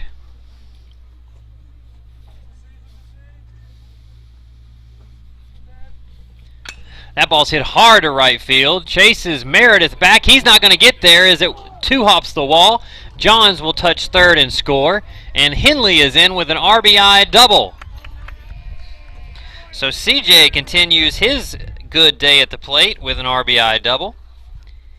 As Johns comes in to score, and the Vikings at the plate, number 19, take the lead. Again, it's 5-4. That brings Wade Witcher to the plate, who has reached on an error and struck out in today's game.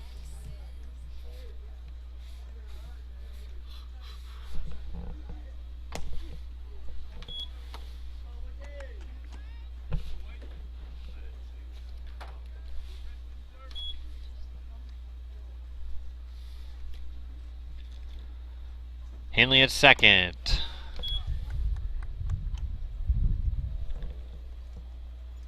I believe the count is 2-0 to Wade.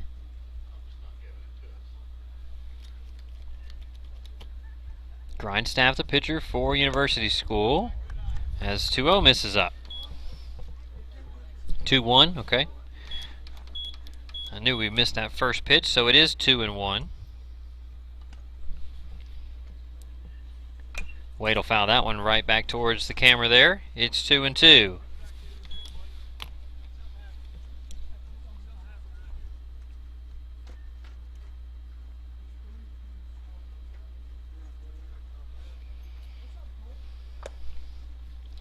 And Wade will push it full. 3-2 now. Henley on second base.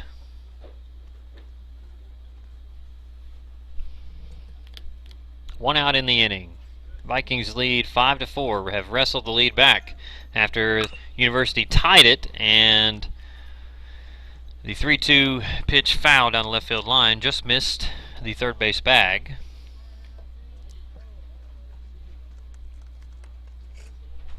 Logan Quayles is on deck for the Vikings.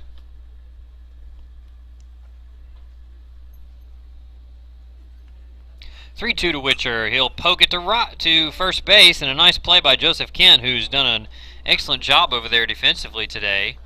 And that'll be a 3 unassisted for Wade Witcher. So 2 outs, and that will bring up Quayles. Number 13, Logan Quayles.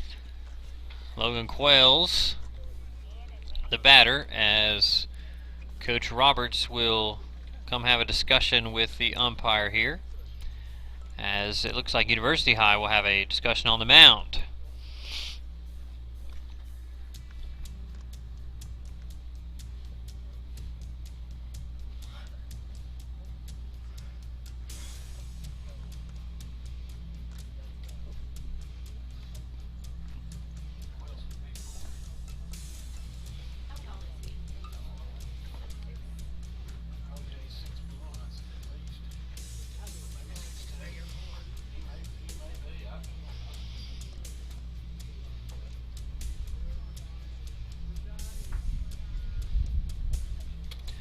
So 2 outs in the inning, and we have had a little mound visit here, and we're back to action as Quayles takes the first pitch for ball 1.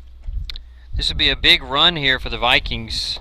Could double their lead here as we head into the final 2 innings of play. 2 outs. Quayles at the plate. He'll foul the 1-0 back towards the net. 1-1.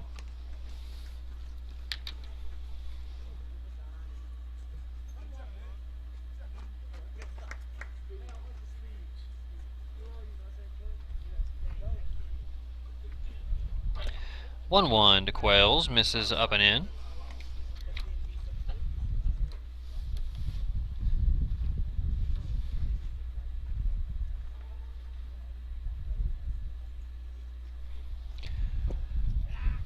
And it's 3-1.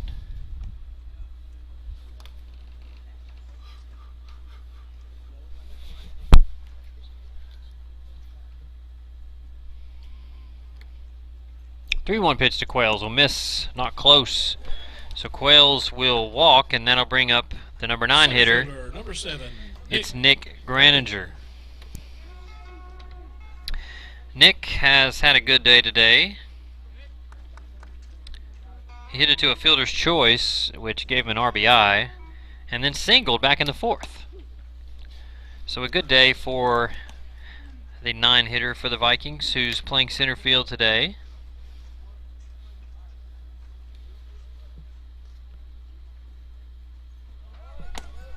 Runner going, they'll throw down, Quails is in, here comes the run. And so an interesting decision there by the Bucks to throw down at Quails. They did exactly what the Vikings wanted them to do. Quails, with those long strides, able to steal the base successfully. As it's 1-1 on Graninger. The Vikings push across a second run here in the fifth, and now they've grabbed their 2-run lead right back. Henley standing on third and is able to score because of the throw down to second. Quails with the stolen base attempt. Graninger will bunt with 2 outs. It's going to be a tough play. He's got speed. They'll throw it over and beat him by a step. And so it'll be a 1-3 put out for the final out of the inning. So the Vikings in the top of the fifth see their 2-run lead evaporate. They come back and get 2 more and grab the lead back. And it's going to be a 2-run lead as we head into the final 2 innings. And Wade Witcher will return to the mound to try to keep University School off the board. It's the top of the 6th when we return. 8-9 one-hitters for the Buccaneers in just a few moments.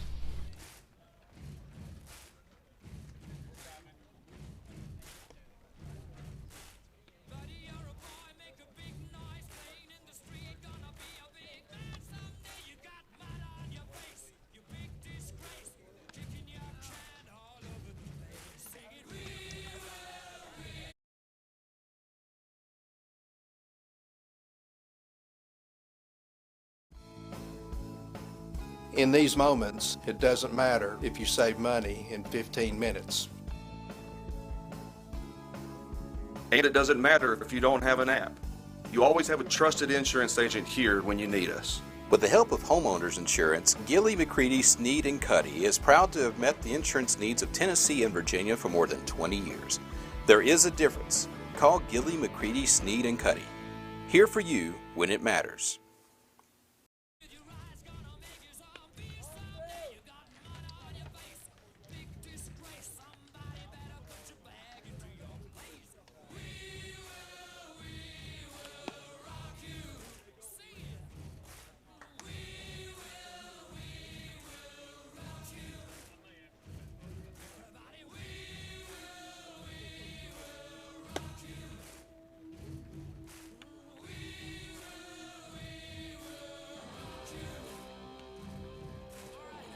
For the Buccaneers, number 7, Joseph Kent.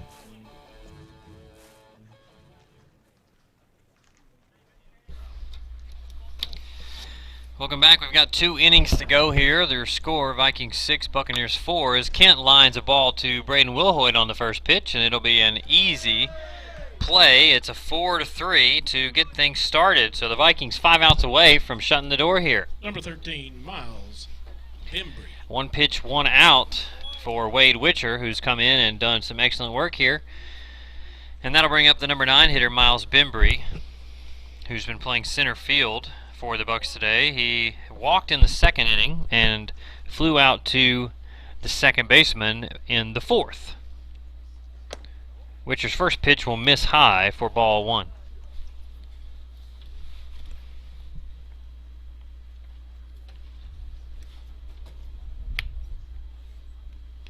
The 1-0 is in there for a strike.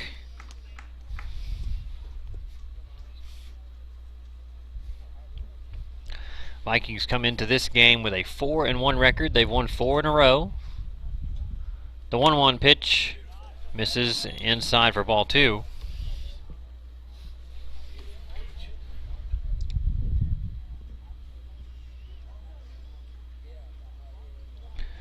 Wade working quickly, 2-1, misses low for ball 3.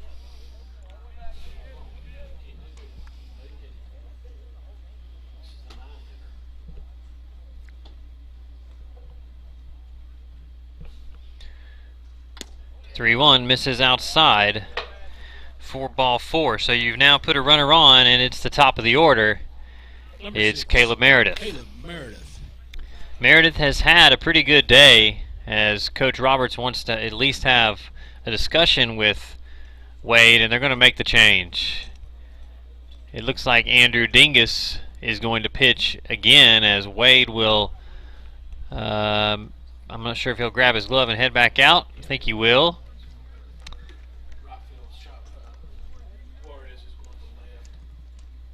So Dingus comes in. Now, he just pitched in the previous game. He pitched the final 2 innings in game 1 today, and they're going to hand him the ball again in these final 2 innings. He'll only need to get 5 outs this time. He'll inherit a runner at first base, and he'll face the top of the order, and that, you know, that obviously must be the thinking here for Coach Roberts, knowing that the top of the order is rolling around, and you wanted to get a new arm up there to face Caleb Meredith. We were telling you right before the change was made that Meredith has had a pretty good day at the plate. He was hit by a pitch in his first at bat. He advanced to second and was tagged out at third on a diving stop by Evan Mutter early on in the first inning. He then, since then, has 2 singles, and he drove in a run both times in his last 2 at bats. So whenever he's at the plate, the Bucks are a threat to score, and they've got a runner on here, though he's at first base for now. So Dingus will have a challenge. It's the top of the order here for the Buccaneers. He does get, Wade did get 1 out for him in the 6th inning, as Dingus is down to his final 2 warm-up pitches here. The Buccaneer hitters are out to take a look.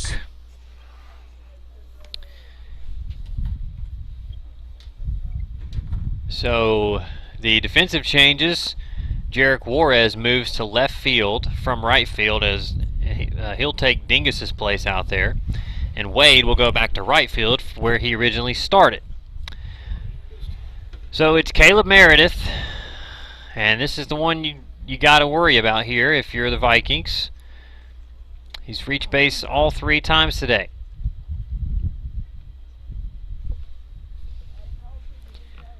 Runner on first. Dingus checks the runner. Delivers. First pitch in for a strike. And a good pitch to start, as that one was on the outer half, and tough to do much with that one. Looks like they're trying to stay away from Meredith. 0-1. Embry gives the sign. They'll throw over. Nothing doing there.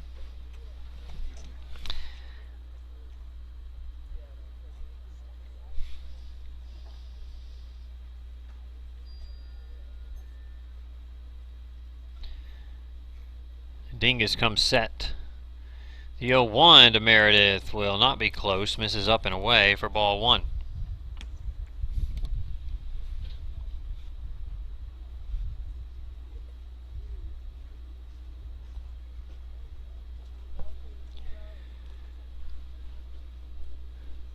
Dingus delivers in the dirt. It's 2-1. It's sort of the difficult part about this situation. You're trying to be in the zone, but you don't want to be too much in the zone. 2-1.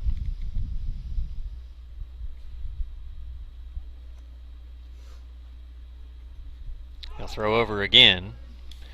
Not particularly close, but keeping the runner close to the bag. Meredith at the plate, representing the tying run. If it weren't for 6 errors today committed by University High, this might be a totally different ball game. But as it stands, the Vikings lead by 2. The 2-1 is in for a strike. Big pitch there, as he's evened up the count.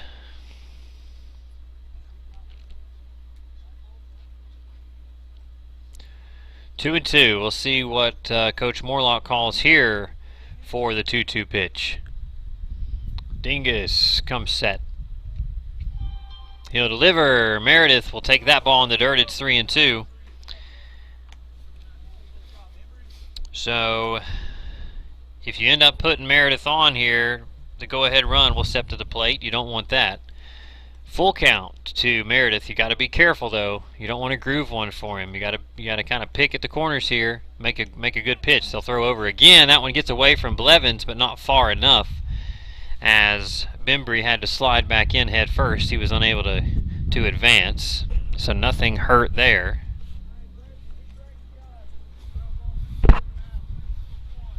Three and two. Ground ball could get you out of the inning. Dingus, runner going, delivers. Meredith hits the ball into left field towards Juarez. He'll field it cleanly.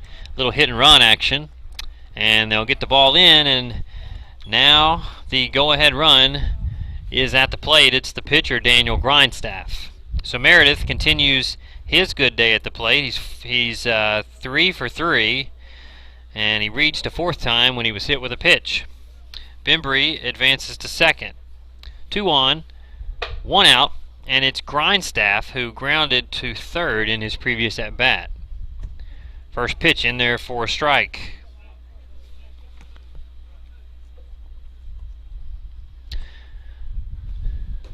University High giving out signals. I'd be surprised if they laid down a bunt here, but it's certainly possible if they want to try to get both runs into scoring position. I don't know if you want to give up an out for that. They're going to try it, and the 0-1 is in for a ball down and away. So it pretty much depends on how you feel about the guys behind Grindstaff. You certainly could try to get a bunt down and get the tying run into scoring position, but you limit yourself, getting yourself down to 2 outs if you do that. The 1-1, they're going to try it again. That was a strike, and Grindstaff pulled the bat back. Certainly a pitch you could have bunted, but he did not think it was in the zone. He pulled back. Now he's going to have to swing. It's 1-2. Meredith stands on first, Bembry at second. Dingus on the mound. The 1-2 pitch is on the way. Good block by Embry. We've got a Bembry and an Embry. It's Embry who's behind the plate who blocks that one. And it's 2-2.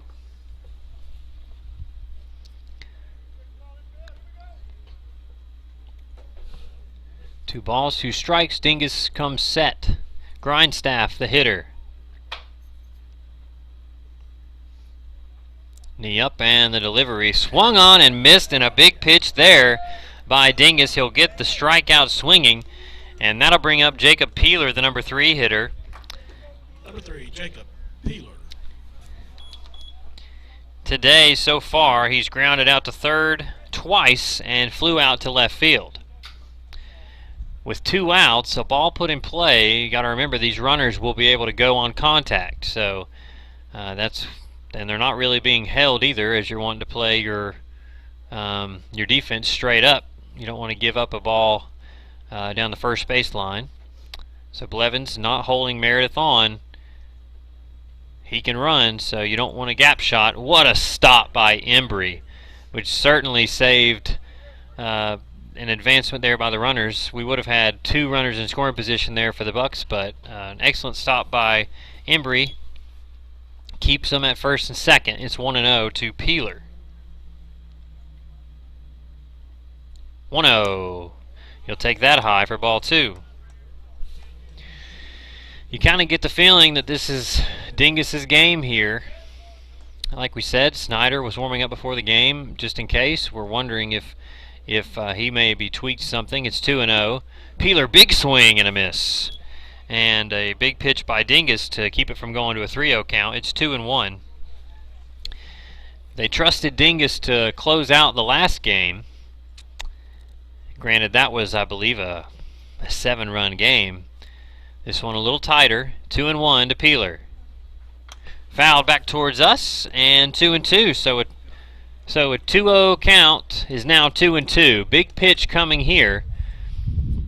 If the Vikings are able to keep the Bucks off the board, they'll carry the 2-run lead into the bottom of the 6th with only one more opportunity for the Bucks at the plate. 2-2. Dingus comes set, checks the runner. He'll deliver. Hit towards center field, but Braden Wilhoit is there. And so Peeler will line out to second base for the 3rd out of the inning, and the Vikings get out of the 6th unscathed.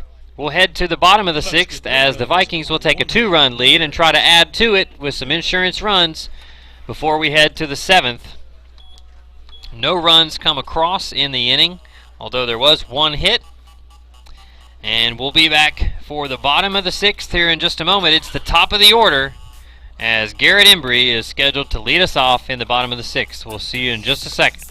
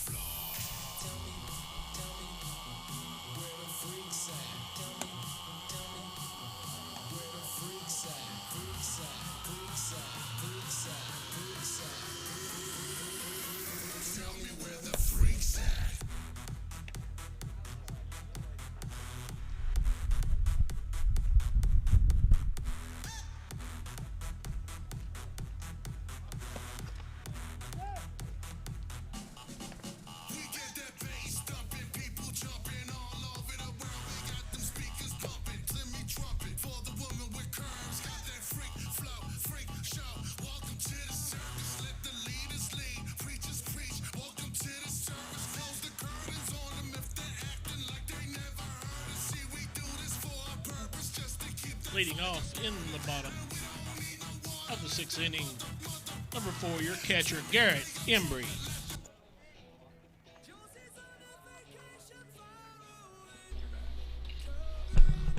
Welcome back. It's the bottom of the 6th, and we're getting close here to the end of this one.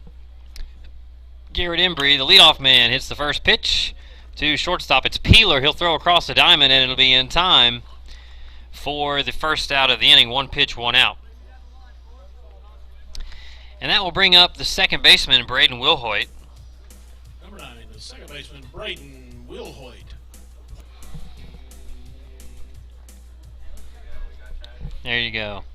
So Wilhoit gets his first at bat of the day, or of the game at least. It's 0-1. Wilhoit has been playing second base here the last few innings as a replacement for Bryce Snyder.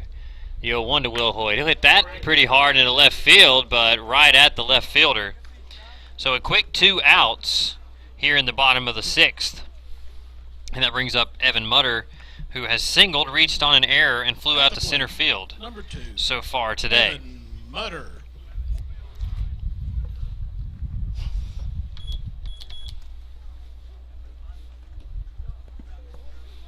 First pitch down for ball 1.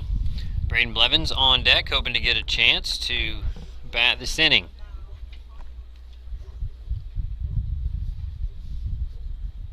The 1-0 will hit Mutter in the back, and he'll brush it off and take off for first base. So Braden Blevins will get an opportunity to hit here in the bottom of the 6th.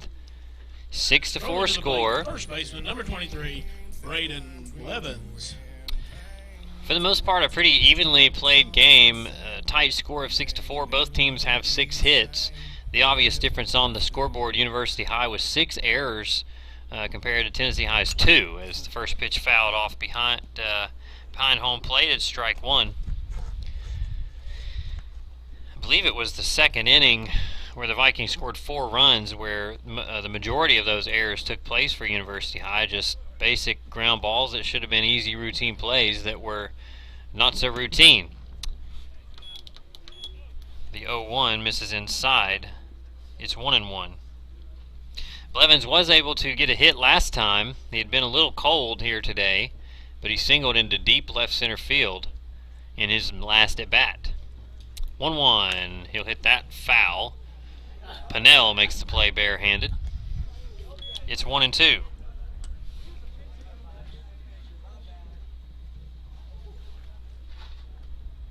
1-2, 2 outs. Mutter on first. Grindstaff the pitcher. Here's the pitch. Blevins will hit it up the middle. Peeler ranges over. He bobbles. He'll recover and step on the bag for the 3rd out. So a 6 unassisted there for Peeler. We'll retire Blevins and we'll head to the 7th. The Vikings with a 6-4 lead. We'll see if they can hold on. I'm sure it will be Dingus out to finish this thing off here. And it looks like it will be. First 3 batters for University High, it'll be the 4, 5, 6 hitters, Pollock, Green, and Stott, scheduled to bat with them needing 2 runs to keep this game alive. We'll be back for the 7th in just a moment.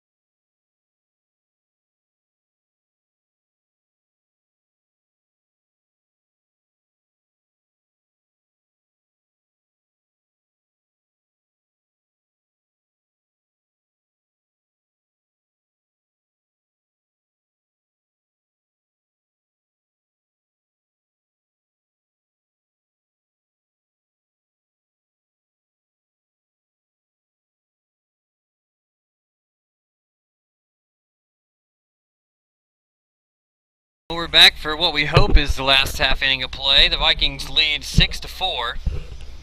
The bad news is it's the middle of the order, 4-5-6 for University.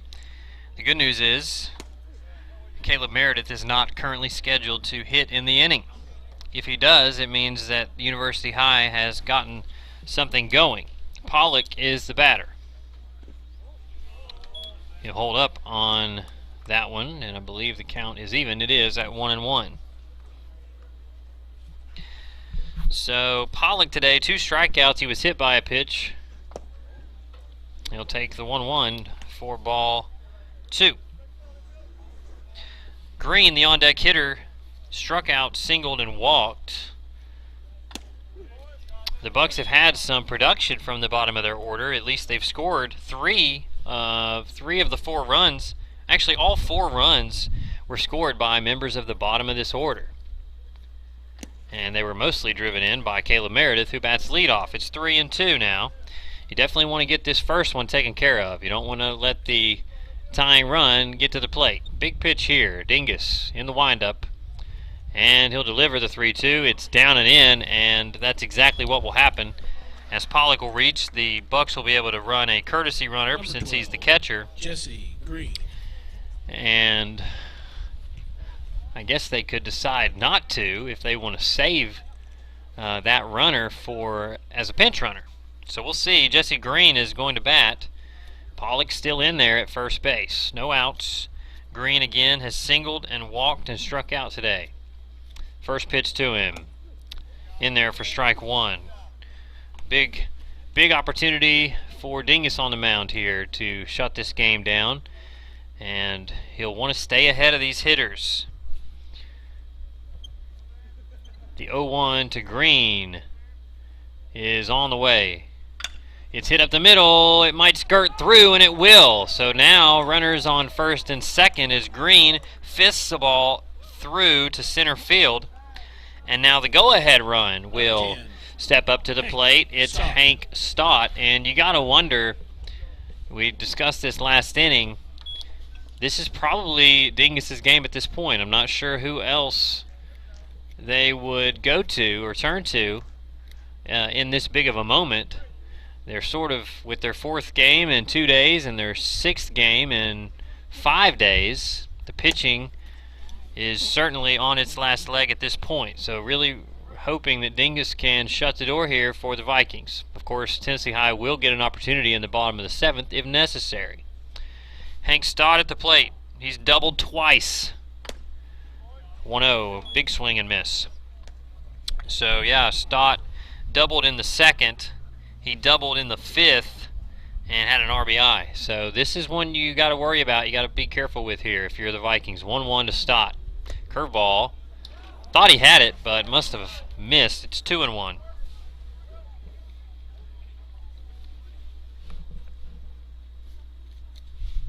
Pollock on second base. Green on first for the Bucks. The 2-1 pitch. Swung and a big miss there by Stott as he was looking to do some damage with that swing. 2-2, no outs. Stott at the plate representing the go-ahead run. 2-2 from Dingus. Never had the plate, it's 3-2.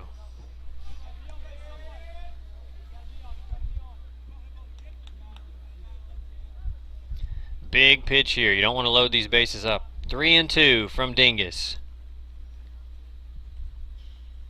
He'll miss. And now the bases are loaded. 45, Connor Horton. So here we go. Bases are loaded. Connor Horton is up with no outs. He has walked, struck out, and singled on the day. A single here could tie things up. No outs still. Vikings would trade a run for a ground ball right now in the infield. First pitch in for a strike.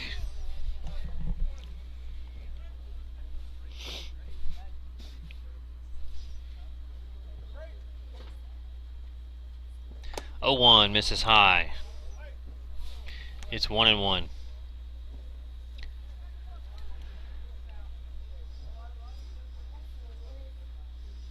Dingus in the windup delivers the 1-1. Big swing and a miss, and he's ahead of Horton.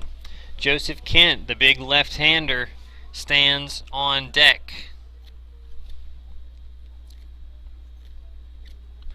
1-2 from Dingus. On the corner, got him looking. A big pitch there with the bases loaded. It'll be a strikeout looking for Horton in the first out. So now it'll be Kent. Bases still loaded, not what you want, but now with 1 out, a lot more manageable. You could get out of this thing with 1 ground ball hit to the right place. Kent the batter. First pitch swung and missed, and a big one as you want to stay ahead of these guys. Miles Bembry, the 9-hitter, is on deck. Caleb Meredith lurking in the hole. You don't want to give him an opportunity to get to the plate. The 0-1 fly to left field, tracking it. It'll be caught, and here comes the throw. They won't make a play. And that's Juarez out there that will retire the batter, but it is now a 6-5 game. Miles Bembry.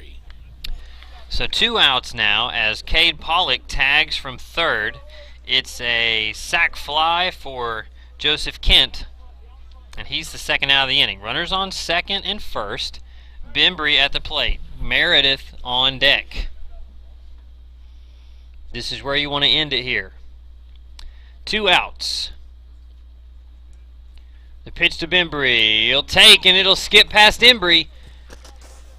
So runners now advance to second and third, and what you would sometimes consider in a situation like this is let's put the guy on, but you're not putting this guy on, not in front of Meredith on deck. You're going to take your chances with the number 9 hitter. It's 1-0 to Miles Bembry. His day so far, he walked in the second and popped out to second base. The 1-0. That one's in for a strike and a big pitch there to even the count. We saw, I believe it was earlier this week, there was a team, was it Oak Ridge, I think it was, that tried to steal home in a situation like this to grab a go-ahead run. It's now 1-2 as Bembry fouls the 1-1 off. So Dingus is 1 pitch away from shutting the door here. 6-5 Tennessee High. Top of the 7th. 1-2 count. Runners on second and third. Dingus in the windup. The delivery, it's going to miss high for ball 2.